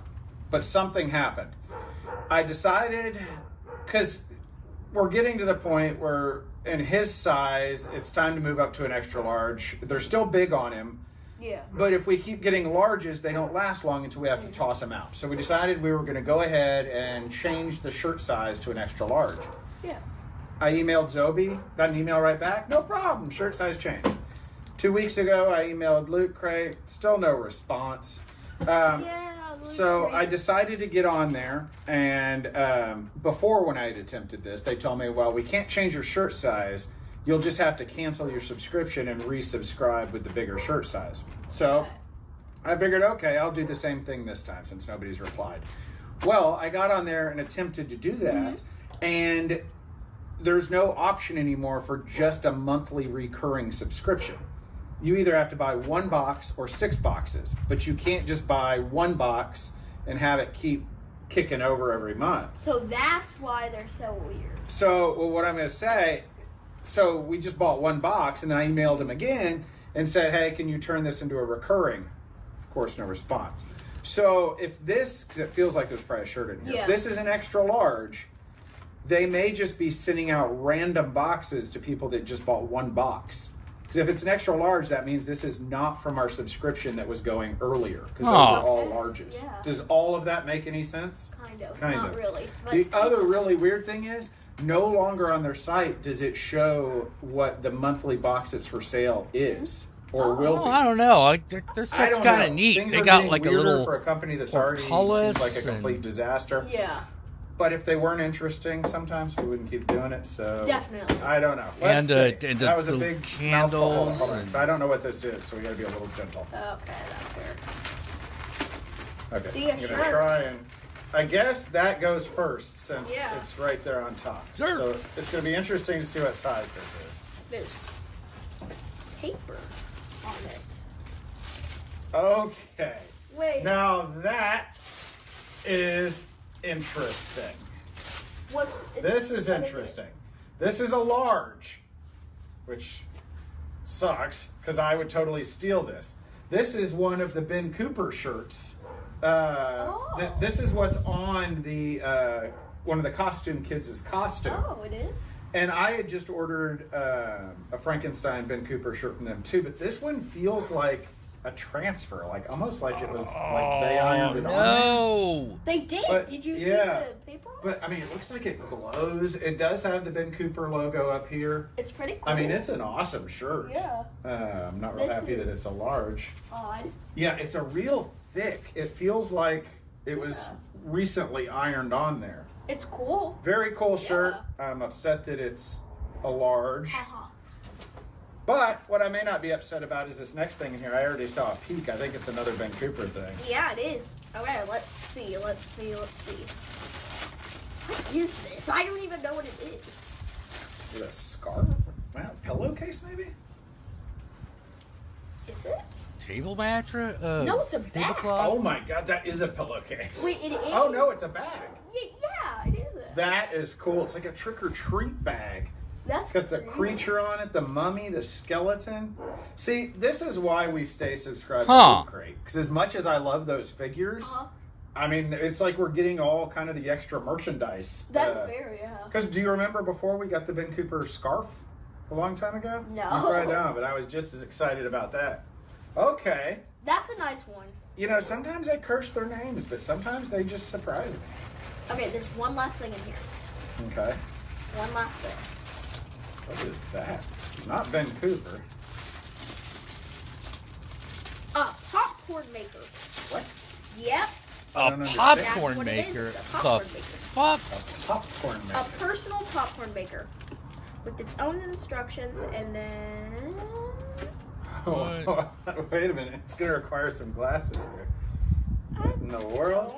no. Okay. Add 2 tablespoons of popcorn kernels to the popcorn maker. Microwave 2 to 3 minutes. Contents will be hot. So that is weird. That is weird. So it's like kind of like a silicone, and this folds over on the top. That is interesting. I've never heard of such a thing. That's odd. I mean, I wish it had the Ben Cooper stuff on it. It'd be even better. But it's I mean, kinda cool like- 'cause it's I don't know. We'll have to try it and see if it works. Hopefully it works. That's a weird one, but I like it. Yeah. So I gotta say, I mean, That was a good box because of the shirt and the bag. yeah, they can win me over with the Ben Cooper and Universal Monster stuff Yeah. anytime. So I think that was great, and it was not the recent one I ordered with the extra large. So I don't know what the deal is with that. You know, that's going to be here in another year. Well, so looking on upcoming shipments, there are 2 more Loot Crates, I believe, getting ready to ship. So it may be one of those. Man, ain't the heyday no more. Heyday every month. Bam, bam. Bam, bam. Just get that shit was awesome. Guess they ran out of investor money. Too bad, too bad. Oh, well, this is cute. This is cute. Let's see what else they got going on. Terrifier 3 popcorn bucket. Hey guys! Oh, Welcome back to Jackula's Castle. Today we're opening up the popcorn bucket. Beast rim of the hat here, but this one looks. Let's see if they got something other than unboxings. Excuse me. Okay, this is them going to like Target. Guys, welcome back to Jackula's Castle. Today we're going to Target. Finally! I mean, we have been trying to go to Target, it feels like, for weeks. And I went by there a few days ago, and they were finally getting stuff out. So I think today, I'm hoping that they'll have most of it out. Yeah, we're hoping. So I picked him up from school. We are going to run straight over there as fast as we can so we can get home and have some dinner afterwards, because I think we're both starving. I'm really hungry. Yeah, that's why we're not in the hearse today. For some reason, he hasn't been letting me pick him up in the hearse yet. Are we ever going to be able to pick you up in the hearse? Yeah, eventually. Eventually. Okay. Oh, and I kid out of her, so there'd be no question. That'd be all day, day.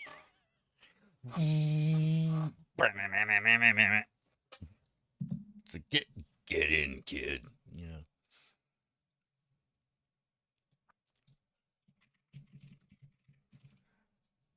And see, and I even know what it would be.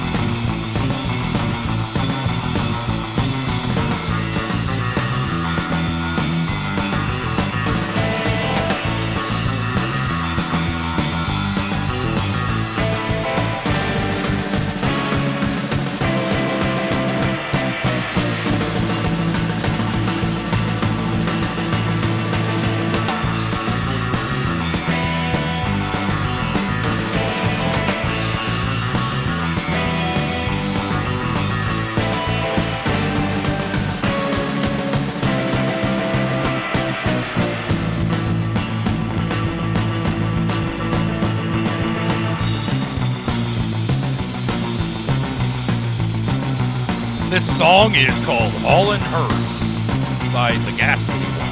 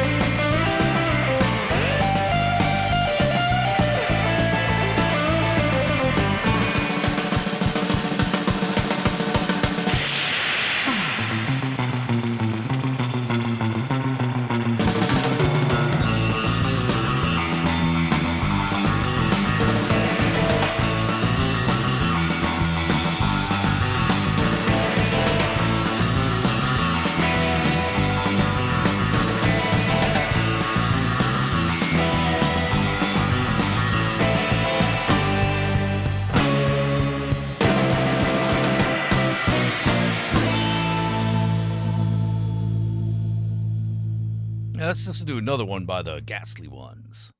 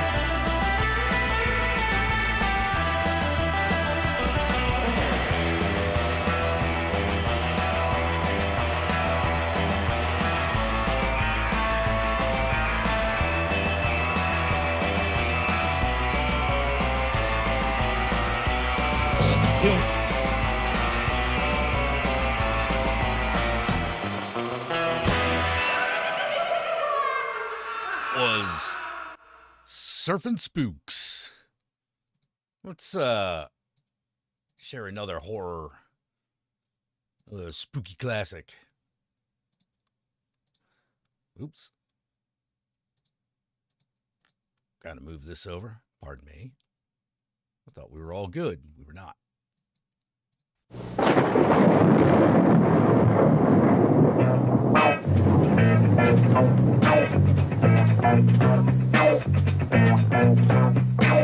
Can you feature that awful creature? Can you feature that ugly creature? Creature features and feature features about creatures. Creature features. Now the strangest thing about this show on tune is its host, Bob Wilkins, and he brings it to you. Features and creature features and more creatures and more features.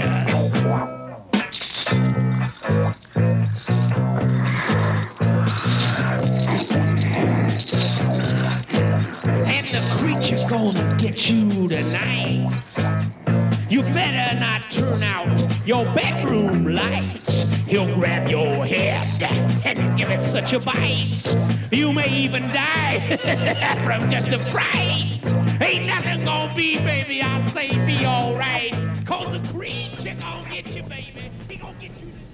Welcome to Channel 2's version of Saturday Night Fever. And tonight, there will be a creature, get someone, because we've got a movie about devil worshippers. They're nasty people. When they want somebody, they really go after them. This is a low-budget film, like, you know, that's sort of repetitive with tonight's, the title of the show, Creature Features. But this was a low-budget film, I'm sure a first effort, and it has a lot of Texas written all over it, shot down the border there. And what I want you to do tonight is sort of stick with this film like it was yours. It was your first effort, okay? And you can tune it off, tune out of it, whenever you think that you could have done a better job, all right? But please wait till the opening credits, all right? Enter the Devil, first time on television, and it's not bad. It has a surprise ending. It's got a couple good things going for it. And of course, this show, we have to support first and second efforts by filmmakers, because who knows what will happen to them later in the future. But a lot of people start off on low-budget films and really have risen to great heights. For example, we have the gentleman with us tonight who produced this film, or had a lot to do with this film, a long, long time ago. Oh, man.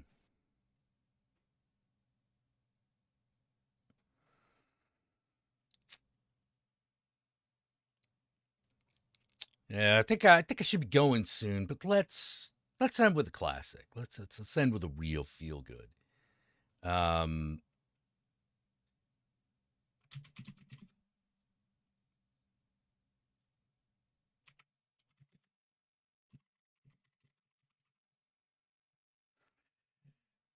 Do.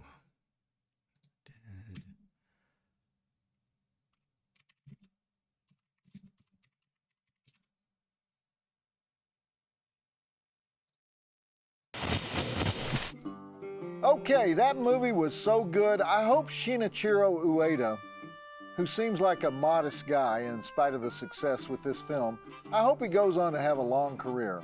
Every time he does an interview, people make him look into the camera lens and say, "Keep rolling." And so that's what I'm going to title my closing remarks tonight, Keep Rolling, because what did we just watch? Austin, we need this to be on a jib. All right. Crane shot, you know, give me a high angle. Austin Jennings, our director. Check focus. Austin frequently pulls off miracles, just like Higurashi in the movie. What have we been watching tonight? Nothing to do with zombies, that's for sure. You know, it's a love letter to filmmaking and filmmakers, and especially low-budget filmmakers. And it's about how even the corniest, underfunded concept requires a miracle of teamwork to pull off.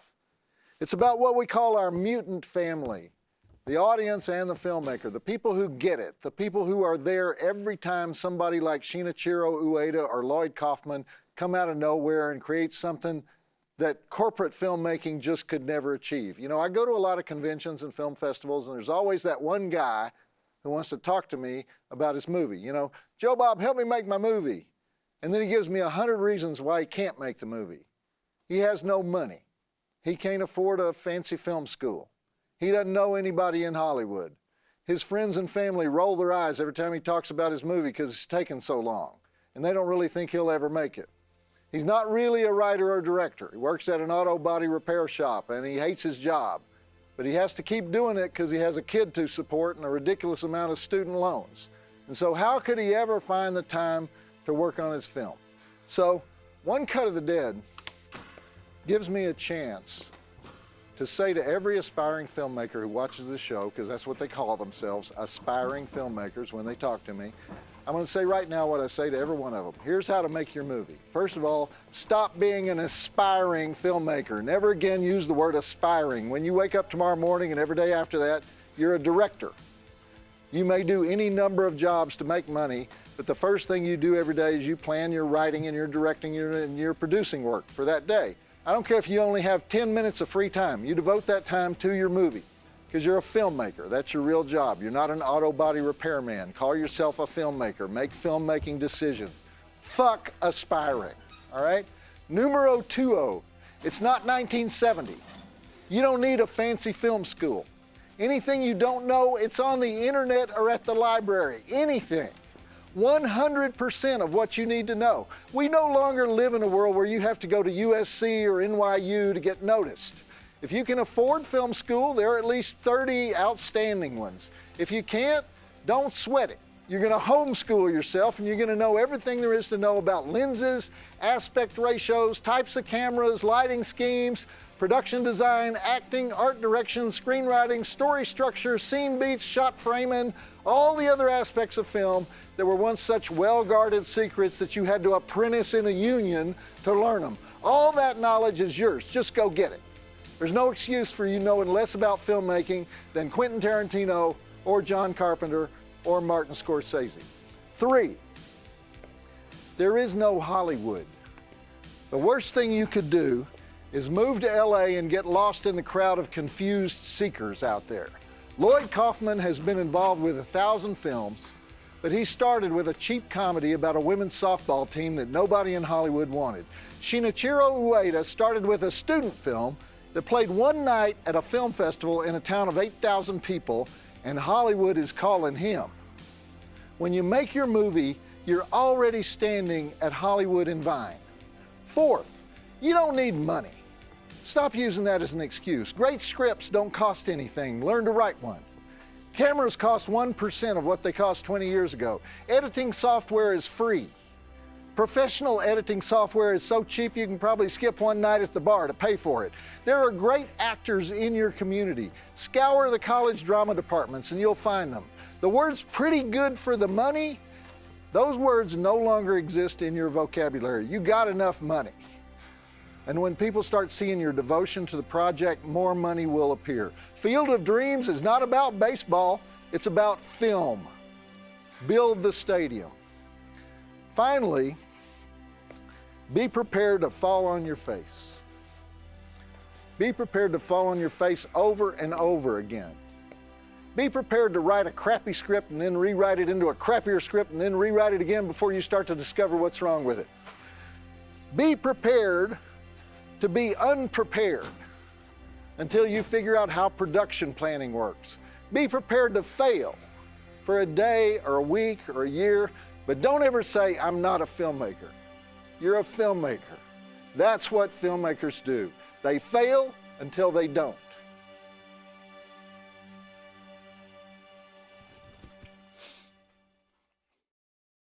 And then send me your movie, because believe it or not, I'm dying to see it. We all are. We just didn't know it until you made it. Okay, Austin, I'm done with the jib.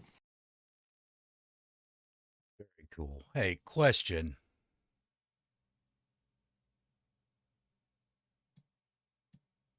You know, maybe I won't go just yet. Maybe instead,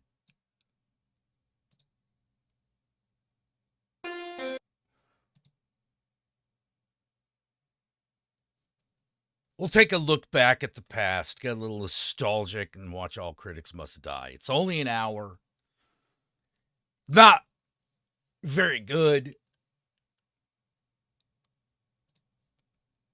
But we had a blast filming it, even if post-production was a pain in the ass. God fucking critics. Talk about wasted potential. Yeah, let me count down just what kind of fucktards we all are. We have a collector of cursed objects, a member of a knightly order that gets its magical power from geekdom, and a girl made of a living television. Not to mention the vampire from another planet. We have all this power, all this potential, and what do we do with it? We bitch about bad movies on the internet.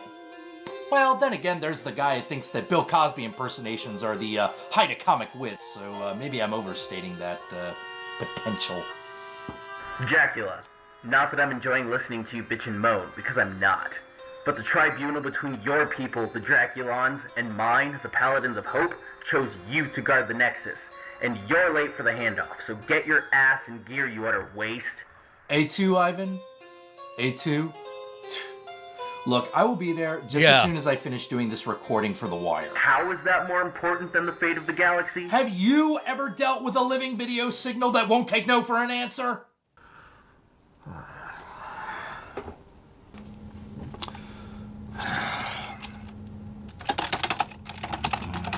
Hey, Count, have you had time to go over those notes for that crossover? Yeah, still interested, but I'm kind of in the middle of something. Can I get back to you later? Okay, just when you get to it. All right, awesome. Long time ago. Okay, I just bring it up because I've been going through the notes that we made, and I've altered them a little bit, and I was just wondering what you thought. Yeah, got some thoughts. So I need to talk about this a little bit later. Okay, can I talk to you later? Okay. So did you read the notes? What'd you think of them? I mean, just so I can plan ahead, You know what? I love them. Oh, really? They're great. Google Docs says you haven't signed in. Google Docs is a goddamn liar. No, I think Google Docs is telling me the truth. It lies, and it lies to cover up its lies, spinning a web of deceit like a lying spider. A liar. If you could just get around to reading them, actually, and not just, giving me the runaround here.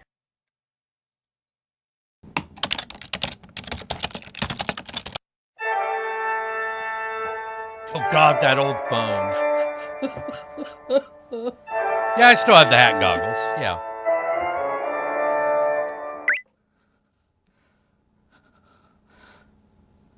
Hello? Sure, I want to change my internet service provider. Yes, I'll hold.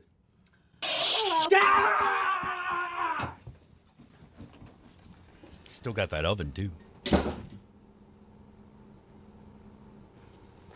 You know what else you can do on hold? You can read notes! Look, just get here as soon as you can.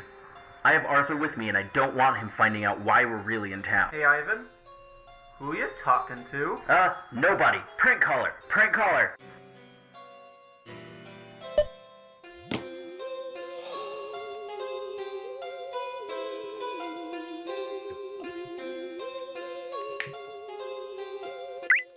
Hey there, it's your old pal Count Jackula from the planet Dracula, where bad movies... God damn it! Whoever's at that fucking door, I'm gonna... Whoa!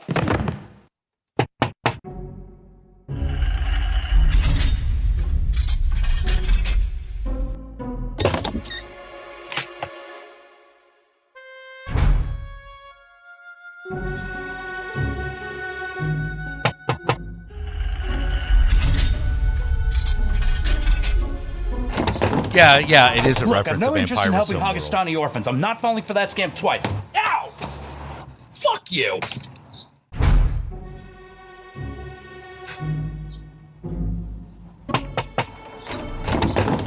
What the fuck do you think you...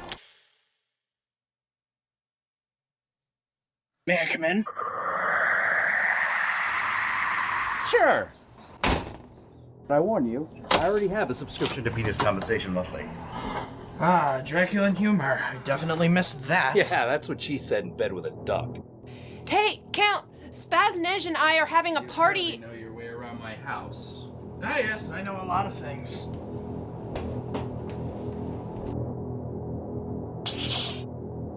I'd recommend you take a seat.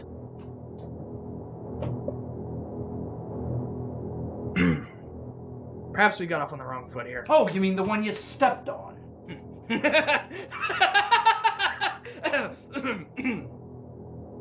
Yes. What kind of tea do you like?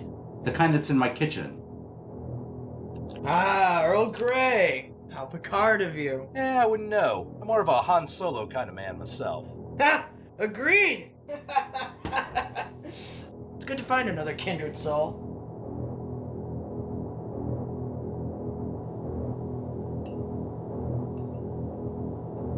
Yeah, we need a better insert shot of me grabbing that gun. So where's the Nexus? I don't know what you're talking about. Let's not be coy. The Automac Nexus, it's here on Earth. Where is it? How do you know that? I told you. I know things. I've got agents everywhere. Well, then that's another thing we have in common.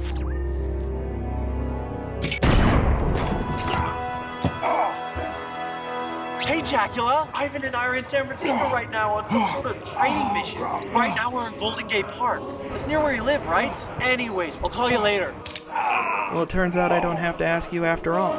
And it's just as well, because after I'm done, everyone will know why all critics must die.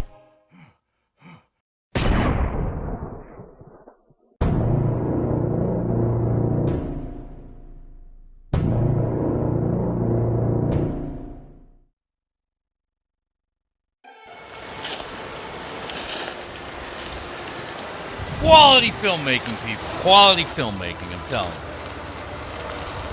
Man, back when we had air.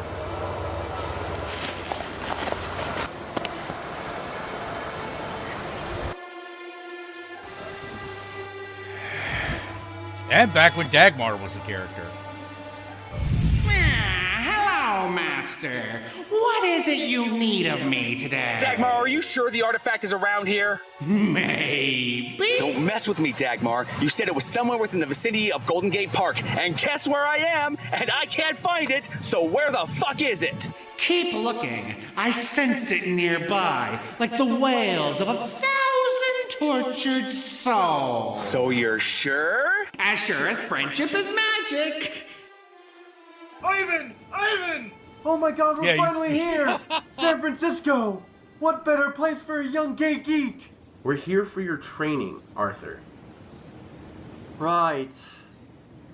Training. Let us start at the beginning. On God. I always thought that... What is Captain Kirk's middle name? This bit was Tiberius. edited What and year's shot by Transformers the movie Stefan, set? which I thought Original or he did Bayformers? I thought he did a pretty good job. Stay focused, Arthur. There is only one Transformers the movie. 2005! Name 5 movies both set and filmed in San Francisco. Vertigo, Big Trouble in Little China, Foul Play, Bullet, and... The Room! I would have also accepted Gus Van Zant's Milk. Damn, I should have thought of it. Stay focused, Arthur. Perfectionism is the enemy within. What is the license plate of the DeLorean in Back to the Future? Beginning or ending? Good catch. The first one. Out of time. In Star Trek V, why does Captain Kirk say he knew he wouldn't die? Oh, come on, that one's terrible! It's Star Trek, Arthur. It's essential. You surprised me with that last one. Be patient with yourself, Arthur. In time, it will come naturally. And as for surprises, you know with us, surprises round every corner. Yeah, that's right. The ambush is totally set. That boy's got nowhere to run. Totally not me in another Mask. mask. Gonna be pleased. What? Be quiet. It's an ambush. Oh, that's right. Yes, this was like I was in an ambush 2014. once. I was in Hi, you guys wouldn't happen to know the directions to the Metreon, would you? Because I'm terribly lost, you see, and I was kind of hoping to catch a matinee. Who was that Vietnam movie? Holy shit! What am I even talking about? Right. I know that scream. Go. I sense your presence, Tograph. Of course you do, Obi-Wannabe. Put me down. A talking mirror? Well, that's something new. I am not a talking mirror. I am Dagmar, and I demand you put me down this instant. If you insist. Ha. Dag mirror. You're next. Hey now, no need to be hasty. I mean, you wouldn't hit a guy with glasses, would you? I would. What? Arthur? What are you doing here? Saving you like Private Ryan. That's a terrible analogy. Why? Because everyone dies saving him, Arthur. How about rescue you like the Rescue Rangers? I think we got more pressing issues at the moment. Hand over the Nexus. You won't get it. By hook or by Yeah, crook, I will. Sound quality. Just needs a what bit of work. are you? Personally, I choose by crook. Arthur, ow! Surrender or the fat one dies. Hey, I'm not that fat. You talk to him. You, put the sword down. Around. Put your hands up.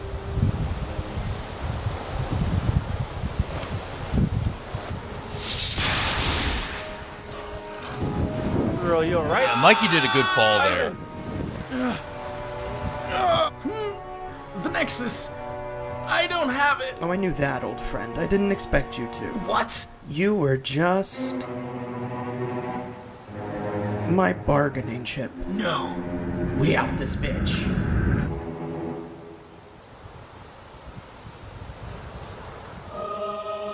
Ivan.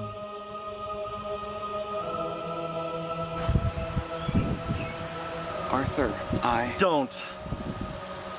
If I hadn't saved you, then maybe... Don't blame yourself.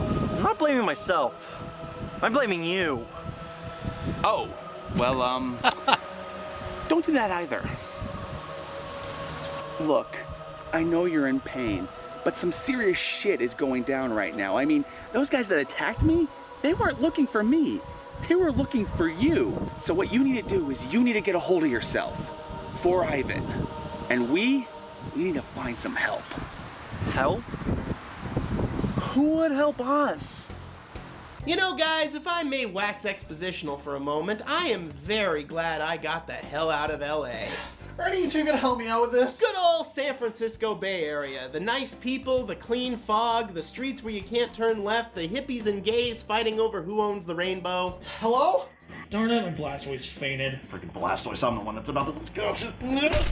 The middle schools named after kingdoms of geeklit, the big steep fucking hills that make every journey into the outside world a harrowing ordeal, the excitement of knowing a drunken half-mad Robin Williams might burst into your house at any minute, and of course the occasional... Man, Rob ride to Williams the was Apes still every alive now when and we then. made yes, this. Sirree, Bob, there is nothing I am ever gonna miss about LA. Nothing about the entire southern half of California that I'm ever gonna miss ever again in my life. Well, there's always Disneyland. I told you never to mention that place again! Jeez, jerk, I'm sorry.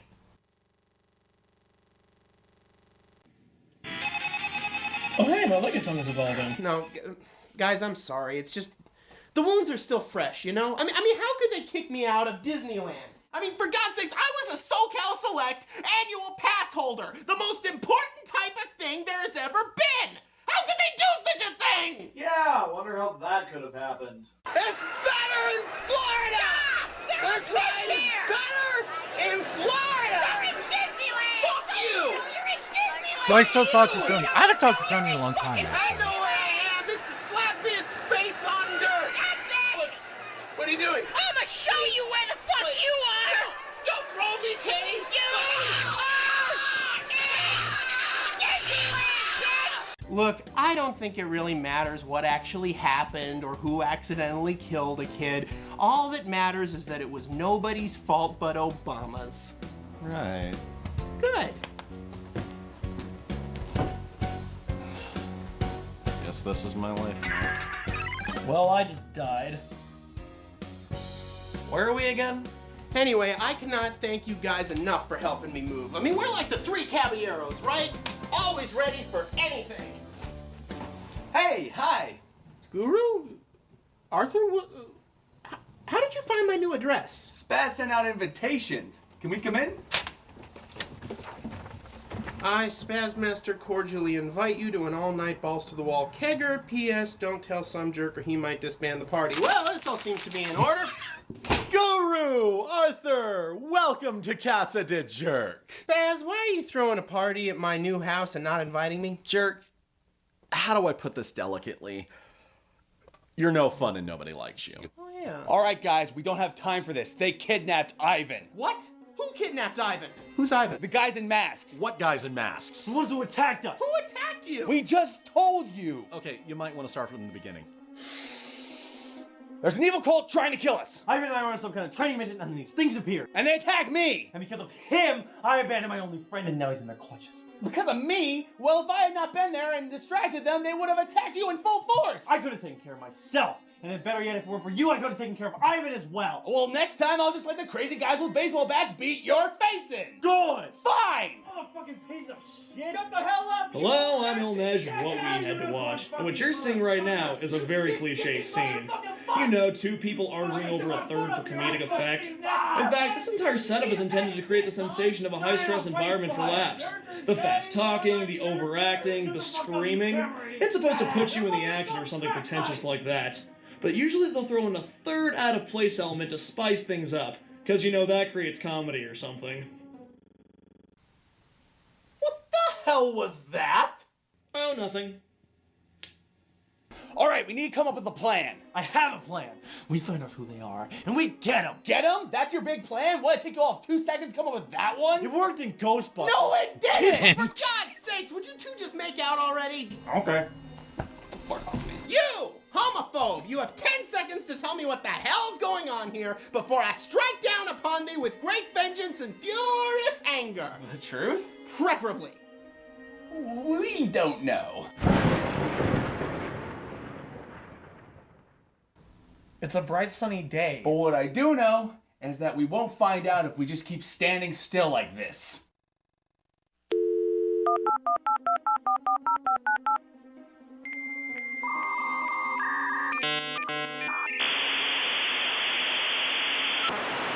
Phone? Hello? Spaz! Wire? Where are you calling from, the 1990s? Are some jerk in Nash there? Yeah, so is Arthur and Guru. Why? Good. Put me on speakerphone. Alright. Okay, guys, you've got to get to Castle Jackula as fast as you can. I think the Count is dead. I know Obama was still in office. That's how long it was. I could do this all day. Well? Speak up! Well, the apprentice and the guru, they got away.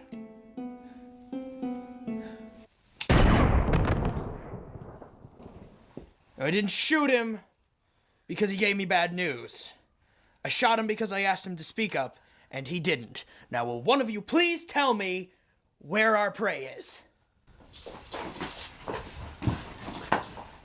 We don't know, sir. We don't know.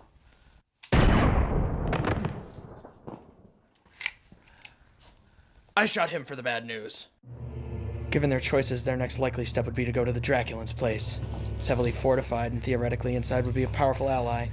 At least there would be had I not shot him a few hours ago. Brilliant move, sir. It was, wasn't it?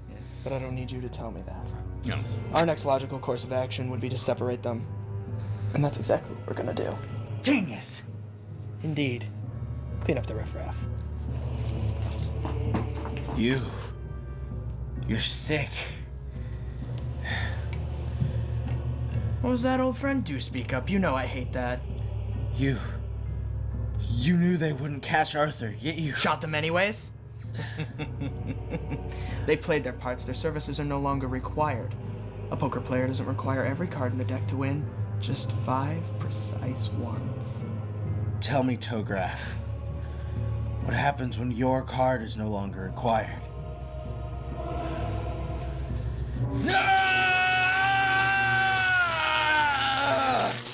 Wire, are you sure this is the place? Finally! Yes, this is the place. I don't know. I was expecting something a little more gothic-y. Just doesn't seem worth all the build-up. You would have gotten here sooner if you just followed my directions. It's not my fault the GPS lied to me. You crossed the Golden Gate Bridge twice! And somehow you ended up in Oakland. And we'd still be there if it weren't for my mad skills. Yeah, that was quick. Oh, thanks. I'll send you a discount on the album. Shut up and get in here!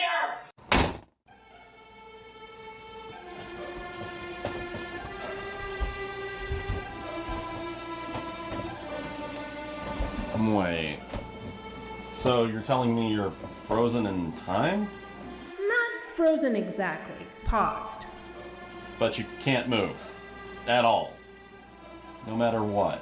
I don't like where this is going. What are you getting at? Oh, nothing. Hey, guys, check it out. picking the wire's nose. I'm picking the wire's nose. I'm picking the wires. Is he really dead? Yep. It looks like he's out for the count. If I wasn't the snarky comic relief, I would shoot you for that. We should give him a moment of silence. We, or at least I, owe him that much. You invited Jackula too? His bean dip gives me nightmare. Is that a dead body? Oh God. Oh God. It's Jerusalem all over again!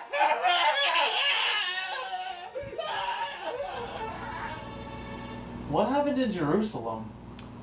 He shot a man just to watch him resurrect. Didn't work. Well, there's only one thing left to do. Do you mind?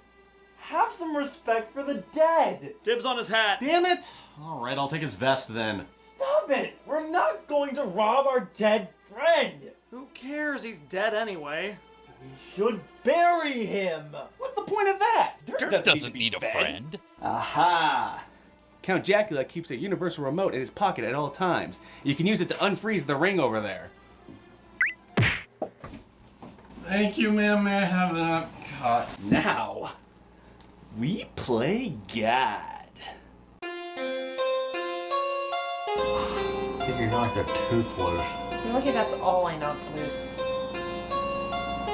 You're a scary woman, you know that? Aha! It appears I found the proper incantation. Is everyone ready? Do it. Look over there, Elvira's topless! Where? Did it really say that? Huh. Guys, I just realized something. Where's Jerk? Fucking dead bodies. I don't fucking like dead bodies. They're just so dead. Who said that? Ah, you know who it is, you big dumb son of a butterscotch enema. Did I ever tell you about the time I parachuted into Legoland on fire because fuck you? No. No, you're not real. I'm as real as Ghost Dad 4, Ghost Dinosaur, goes to a whore. We really should have had an animated picture of Bill Cosby do this. That was my oversight. In Kuala Lumpur, directed by Al. Get out of my head. Boy, I ain't going nowhere. Bury me in the ground all you want, I'll never die. It's just like when I opened an abortion clinic at the Taco Bell and I recycled the inventory. No! That's not funny! That's just sick! Alright, I guess it's a little funny, but it's mostly sick! I once filled an entire jar up with elephant urine and fed it to my son Rudy as lemonade. No! You're not even original! I mostly ripped you off from John Daly's Bill Cosby Bukowski routine! And I'm pretty sure he ripped you off from Eddie Murphy! You're an impression of an impression of an impression of an impression! Puts me in the mind of a hilarious joke I once heard. The Holocaust! The end! Get out of my head! If I leave, you won't have no one to talk to no more! You're lying! They're only your friends because of me! You created me and I'm all they ever wanted from Leave me alone! Get out of my head! Leave me alone! So the very poorly explained, like, fucking subplot is that Tony's actually being possessed by Kill Bosby. He's being possessed by his own impression of Bill Cosby. Yeah, that could have been a lot clearer. We could have really made that a lot clearer, but oh well.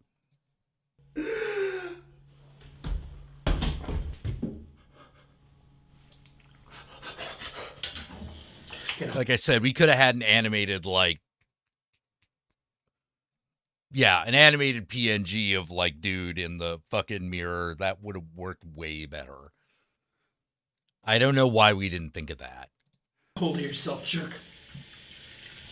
You're losing it. At least that weirdness is over. Hey, jerk.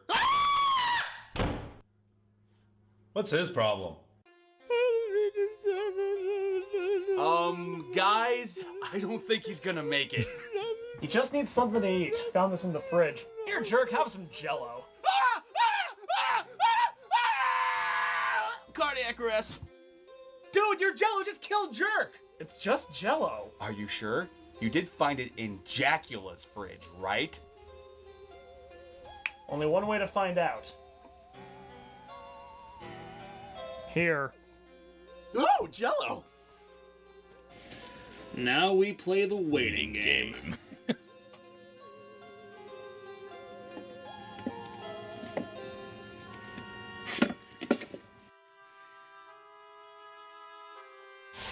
Jack, I wanted to say I'm sorry. For what? For getting you killed.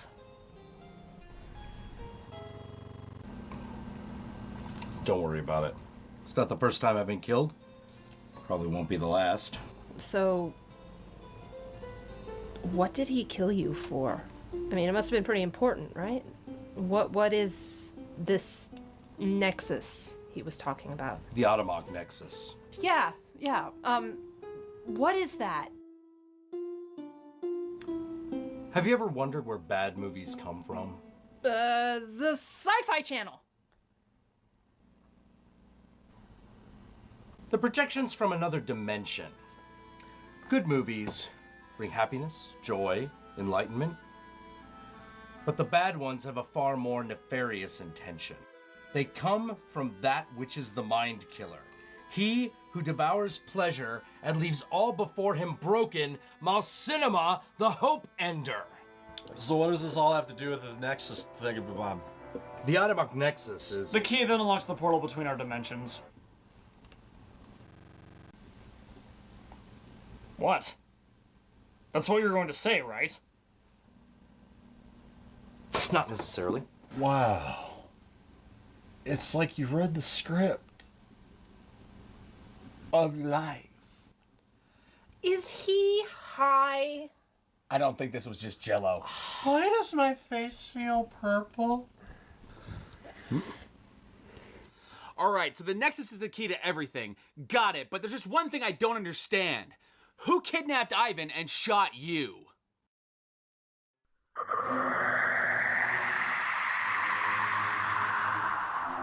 No. I'm not near you, but from where I speak is not far. I wouldn't do something as foolish as that if I were you. Unless you never want to see your precious mentor again. Yes, I thought that might get your attention. But first, could you do me a favor and check your pocket? Excellent. Now you're a smart young man, so I'm going to assume you already know what it is I'm going to ask. The real question is, how are you going to answer? His name is Tograph. Yeah, but who is he? He's the first Draculon in line to see the Phantom Menace. It feels orange now. Well, if you feel hard enough, it'll start to feel blue. Really? Here, play with this. Ooh, buttons! Imagine it. Being that dedicated. I know. Waiting in line I know, for everyone's months so young. just to see what great new vision lies ahead for Star Wars. And then, what happened at the end of the movie? And even I look younger. I kinda liked it.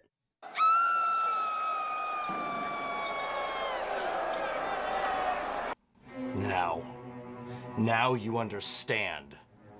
I'm just glad that we have a paladin of hope on our side. Right, Arthur? Arthur?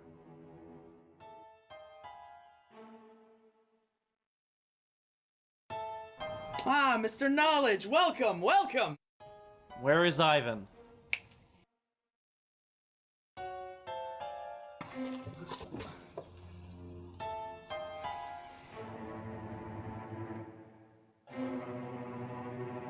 Can you triangulate his position? What do I look like? Google Maps? Oh, can you do it? Yes!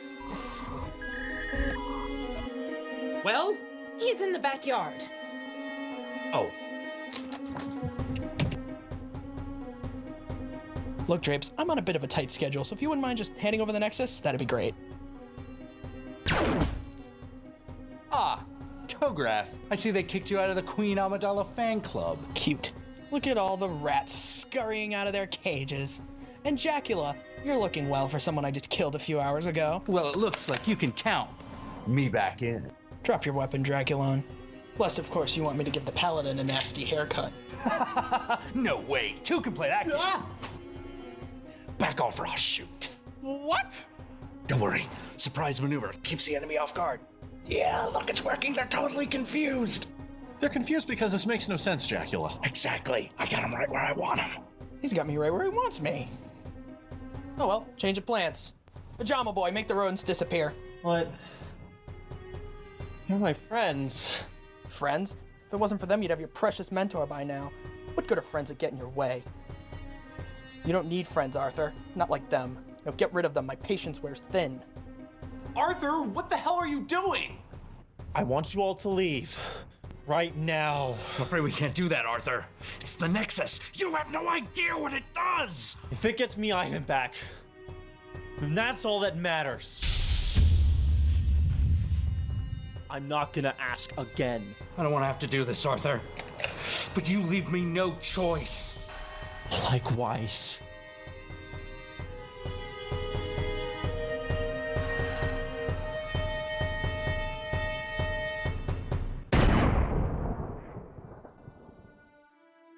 No.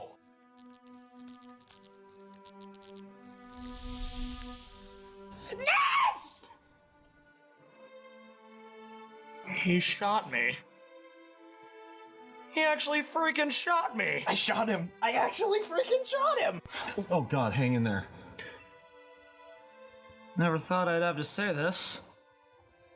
I'm Ilnej, and I think this is my death scene. This is not the time for that. Oh, Spaz. It's always the time for that. I never got these signed by Kazuki Takahashi.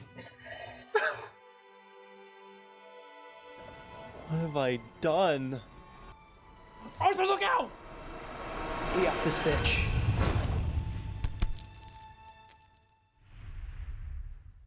Jerk. What is it, Nesh? I just wanted to say, I hated every cameo I ever did for you. Me too, Jimmy. You were wretched in them. Wretched.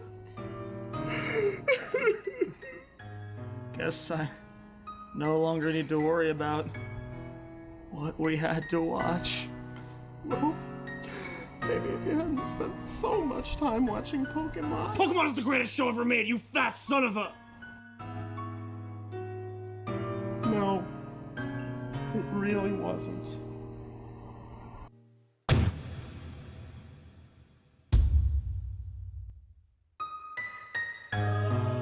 Yeah, we actually had Marcus do this shot, the guy who played Ivan.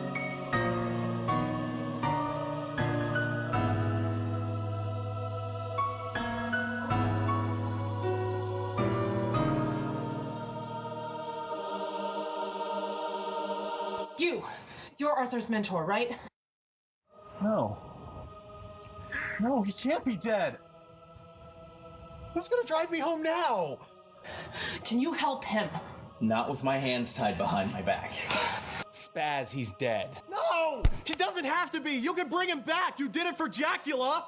He's human. If I bring him back from the dead using the Necronomicon, he will most likely come back as a demon-possessed zombie Nej. Is that what you want? You know, I think I could live with that. Do it! Well, shouldn't lose hope so quickly. Fallen hero, hear the words of hope's light. Though like Spock you are lost, we shall search for you. Ah, weep Grana, weep Ninibong. Arise like Rodimus Pride. Bitch!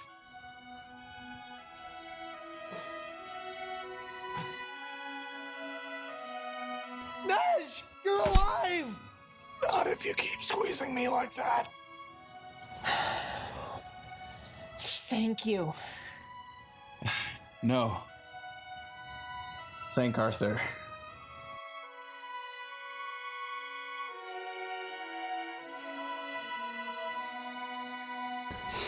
You need anything else, Naj?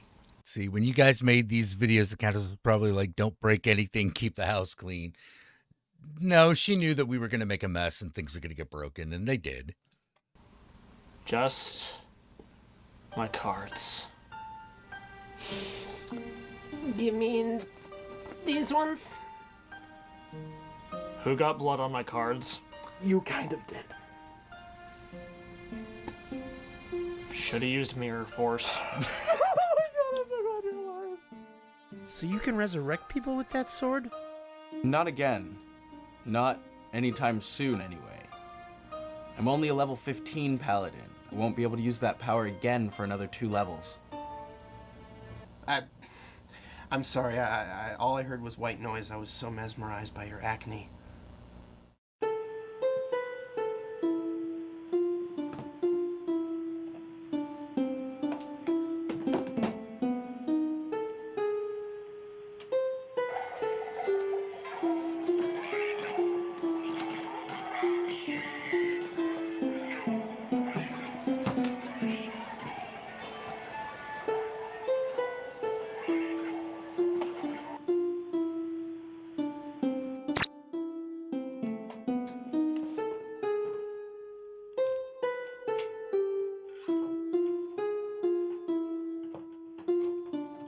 Jack! Dude, where are you going?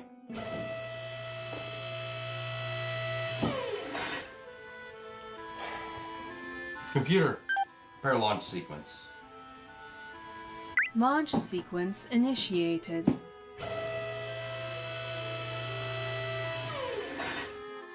Jack, what the hell are you doing?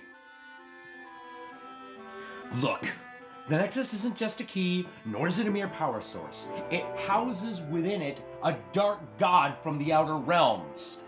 And the ritual to unlock it? It requires the heart of a hero, one powerful enough to contain a god. Do you see where I'm going with this? Oh, God. What do you mean? He means Arthur is the Avatar. The Avatar of Mouse Cinema.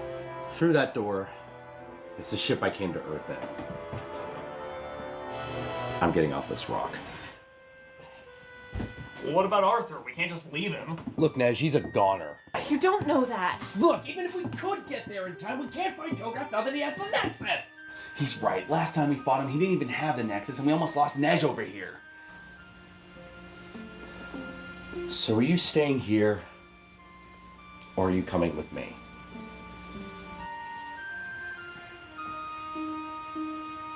Well, I guess if I had the choice, I'd rather not die again. It doesn't seem right. Yeah, but what can we do? Whoa. Arthur would have gladly sacrificed himself to save any of us. And we're abandoning him in return? Yeah, but he almost attacked us. He was trying to scare you to save me. Arthur would never willingly hurt anyone, especially not his friends. Well, if you all want to leave, go ahead. But I'm staying. Don't be stupid, jerk. You'll be killed. Yeah, probably. Why stay? Because I refuse to go out like a ham sandwich. And what are you gonna do? You're just some jerk with a camera! No! You're some jerk with a camera! And you're some jerk with a camera! And you're some jerk with a camera! We're all just some jerks with cameras! Ow! Do you have anything to say that'll make me just forget that Arthur needs us? Well, I mean... What was that? No. Then shut up! Nothing is beyond criticism. No matter how stupid, no matter how pretentious and artsy, no matter how many simple-minded mental midgets just love to throw their hard-earned money at exploding robot boobies, there is no movie beyond criticism. And if the world is gonna turn into a hellish cesspool of bad movies, then I'm gonna be around to review it. And the previews already make me sick. You call yourselves critics? I wouldn't trust you to criticize a dog's funeral.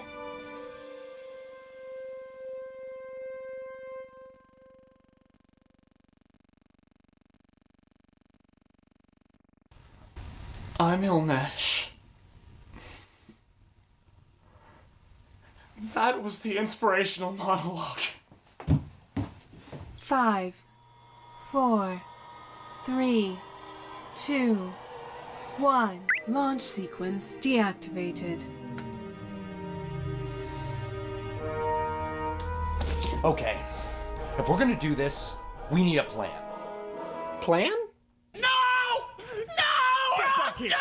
We're all gonna die! You can't let me go! I'm gonna get to the rocket! Oh, God, no! Okay, I've come up with the perfect plan. We infiltrate Tograph's lair, distract him, and then grab Arthur before he can complete the ritual. Sounds like a good plan. Except for one problem. What? I can't triangulate Draculin's signals, genius. Exactly how are we supposed to find this super secret lair? I've detected a flaw in my perfect plan. Really? Fascinating. Don't you have anything constructive to say? Of course not. I'm a critic. I liked it better when you were dead. Likewise. Actually, there might be a way we can find out.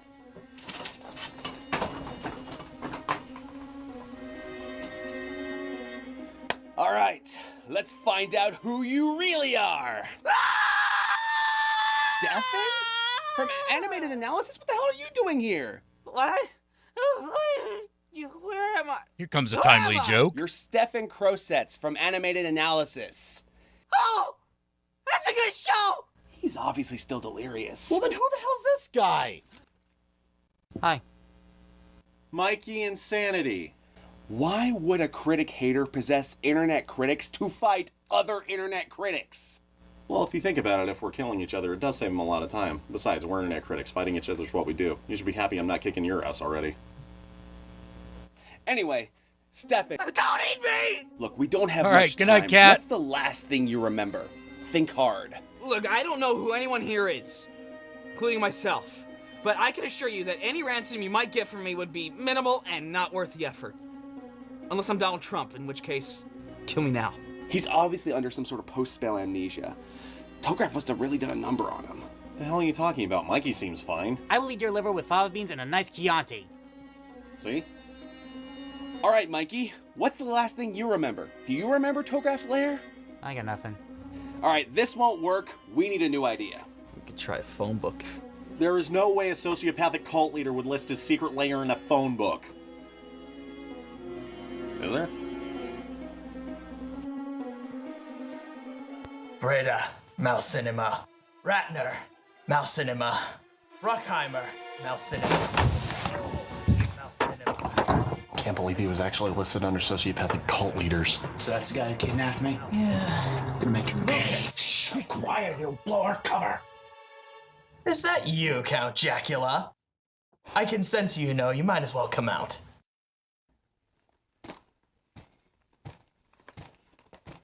And the rest of you as well. Well, so much for the element of surprise. Ooh, Mars needs moms. Forget it, Tograph. We're not gonna let you complete that ritual. Oh, Jackula, you poor, unfortunate soul. Wire? I already have. Wire, what's wrong? It's here. I can feel it. It's here! What? What is here? Behold, the wrath of Malcinema!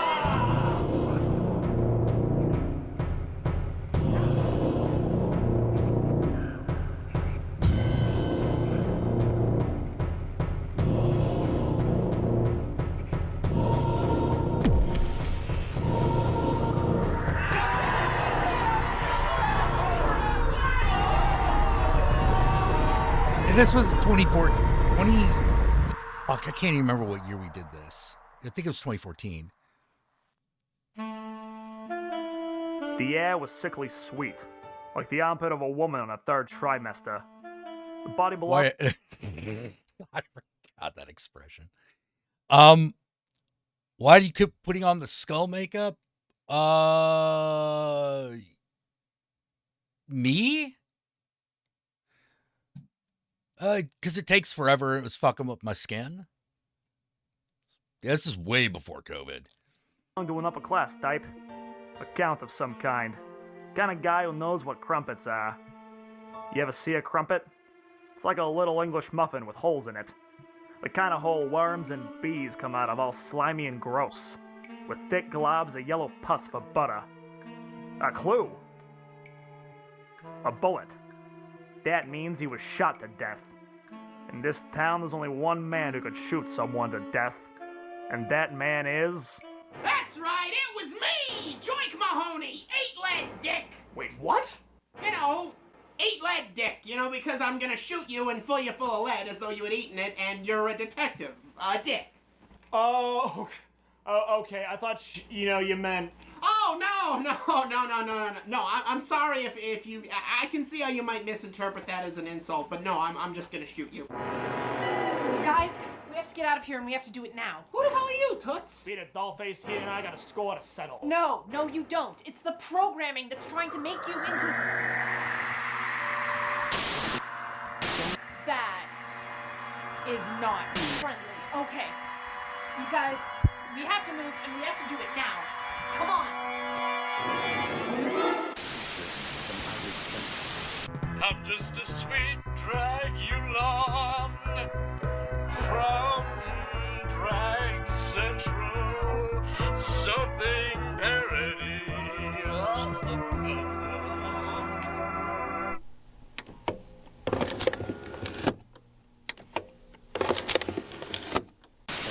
I did not kill her. I did not. It's not true. It's bullheck. I did not. Oh, hi, conspiracy guy. I said, oh, hi, conspiracy guy. What the hell are you? My name is Tony Wiseau. My twin brother Tommy directed The Room and ate me in the womb. In my alternate dimension, I ate him in the womb. In Soviet your dimension, womb eat you. Guys, we are in trouble. Some more than others. Look around. The world is turning into a vortex of movies. Very, very bad movies. And it's about to get worse. Crap. Here come the birds!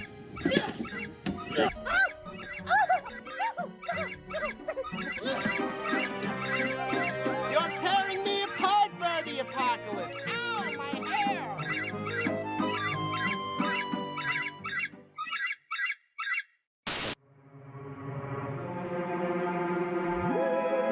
Yeah, I actually really like this, Ed Wood parody. Delicioso, let's move on. Are you sure you don't want to do that again? What? No, it was perfect. Now where are my transvestites? Hey, my transvestites are here! Excuse me? Aren't you a man? No? Well, then we'll just have to make do.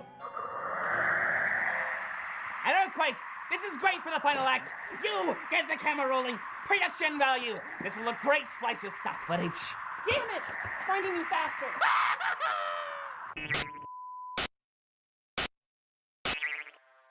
What the hell just happened? How do you like being choked? Great, okay.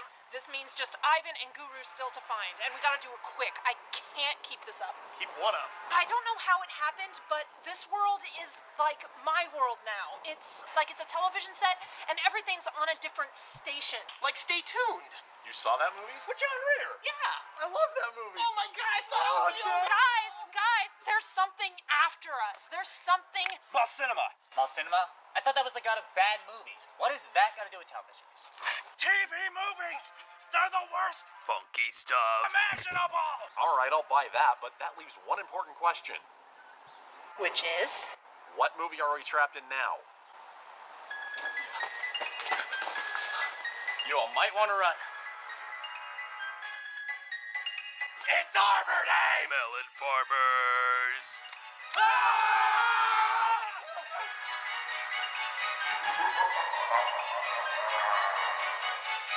Arbor Day. Go green or go dead. Okay, everybody here? Everybody fine? Yes. Oh, the old guys, garage. It might be getting worse. Oh, God damn it, Spaz. We're trapped in an abyss made up of hellish movies that is slowly destroying reality. How could it possibly be worse? Because I found this. Calm down. This is no time to panic. Wire, it's the crystal skull. It's the perfect time to panic. Oh my god. We're gonna die here. And we can't do jack! Okay, that was weird. Did the universe just scream out in pain? Is everyone still here?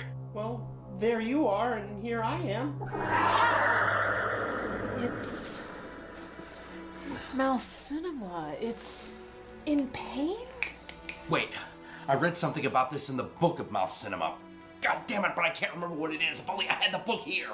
You mean this book? Yeah, that's it. You stole this from my library, didn't you? Well, it was a magical book, and you just had it lying about. What did you expect me to do? I don't want to think about where this was when you were that tree, do I? Buddy, you don't want to think about where I just had it a second ago. Oh. Ah! Here it is under the ultimate evil spirit. Crystal Skull vodka is actually pretty good. In the universe greater than Malcinema. Yeah, I like the swear censor. I thought that was a great touch. That was Steven. That was a great joke. So what is it? The name's been removed. It says even to speak its name is to invite it. Fat little gut that does us. Oh, hang on. There's a reference here. Apparently, there's a picture.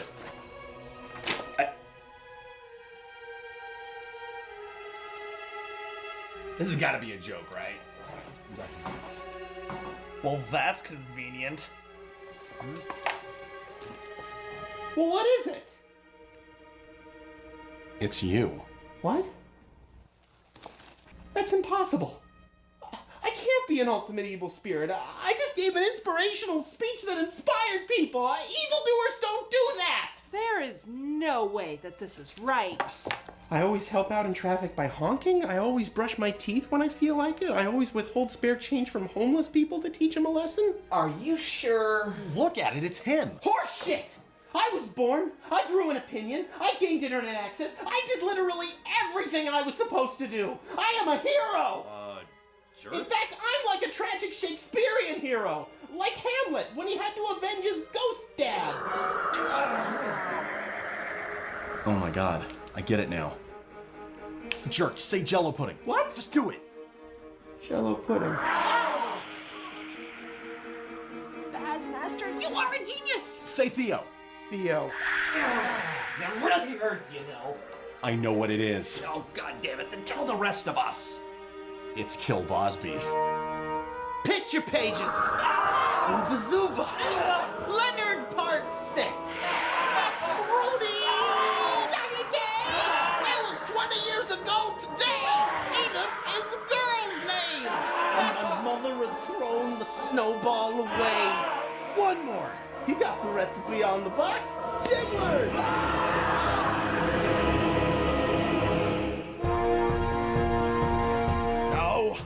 That's impossible! No, I'll tell you what's impossible. When Mushmouth switched brains with Cockroach and swallowed the entire cast of the Electric Company alive. Then they pooped out the entire cast for the Bosby Mysteries alive, and they defeat the World Trade Center and blow it up that way. So no matter the movie that I wanted to make was actually 6.5 years in length, and that's so Raven played the baby. Then that baby had babies, and I drowned those babies in a tub full of new Coke to make it extra yummy. That is how I invented Western civilization.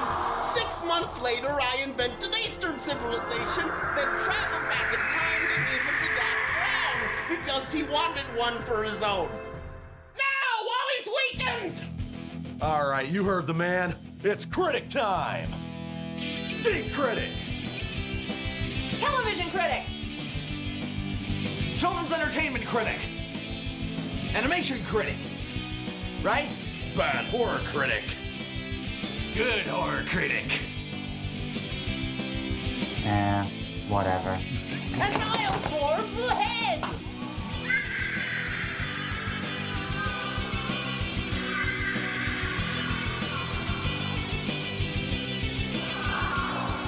Dolphin!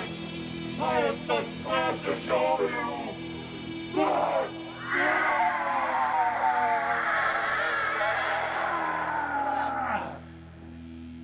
Damn you all to hell! Not today, old friend. Arthur! Arthur, you must wake up or else you'll miss the denouement. Hey, buddy, quit stepping on my gimmick. He wasn't alone. What? Star Trek V. Kirk nearly wouldn't die because he wasn't alone. He had his friends. That's right, Arthur. That's right.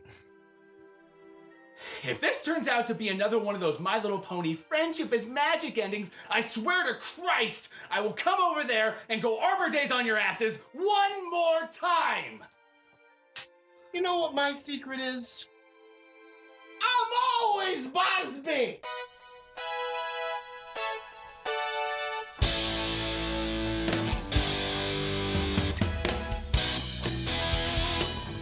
So, that was our attempted movie. A maniac plans his next attack. He craves some killing and murdering.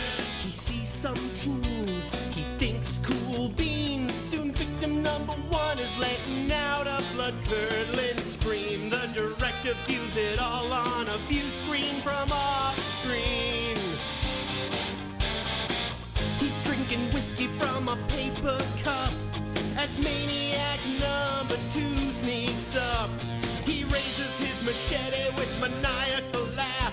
The director yells cut and gets cut stone cold in half. Movie in a movie, recursive cinema. It's a movie in a movie. Strap in for the ride. The movie's inside of a movie about an angel who falls from above, who wipes out all humanity and learns how to love. Inside a film about a zombie who yearns to be free. Inside a reimagining of Mac and Me. Inside a Holocaust musical with songs by Drake. Inside a smell-o-vision nature trail to hell remake. Inside an outer space pirate flick with Shia LaBeouf. Inside a biopic about the life of Shia LaBeouf. Inside a buddy cop flick where Jason Statham cries. Inside a romantic comedy where everyone dies. Inside an inspirational sports film about hacky sack. Inside the long-awaited prequel to Kangaroo Jack. Movie in a movie in a movie. The audience, confused and tense, is wondering just what the hell was that. The internet won't soon forget to never make another movie like that, because that sucked. Another victim of a bad script, bad timing, and worse luck. But wait, amid the sea of hate is one lone guy. He says, I kinda liked it, and gets crucified. He vows revenge on every critic and every review. And when he's resurrected, it's filmed and directed. That director gets filmed by a behind-the-scenes crew, and the cycle begins anew. Movie in a movie, nobody knows what's what. It's a movie in a movie. We all start to groan and crawl up our own freaking movie in a movie. So much for my career. It's a movie in a movie. So far up we crawl, I think we might all disappear. Movie in a movie, nowhere to run or hide. It's a movie in a movie. The fuse has been lit.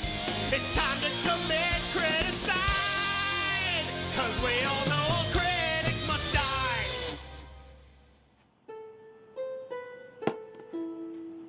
This isn't the end, you know. It can never end. There will always be another. bad movie. And we'll still be here. If not us, then others like us. Do you really think you can win?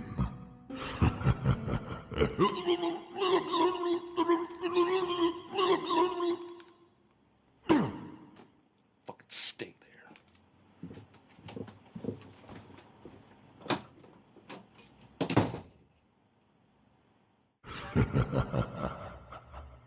Yeah, fuck you.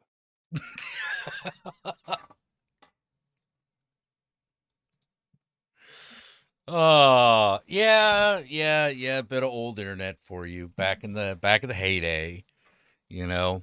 Ah, well, things happen. Oh, looks like Tlaloc, the crocodile god, is with us, so that's a good thing. But looks like probably time for me to sign off for the moment. Thank you for walking down like a little bit of memory lane with me. You know, and remember, until next time, Ave Satanas, Disco Inferno, and go out and make your own damn movie. I'll see you later.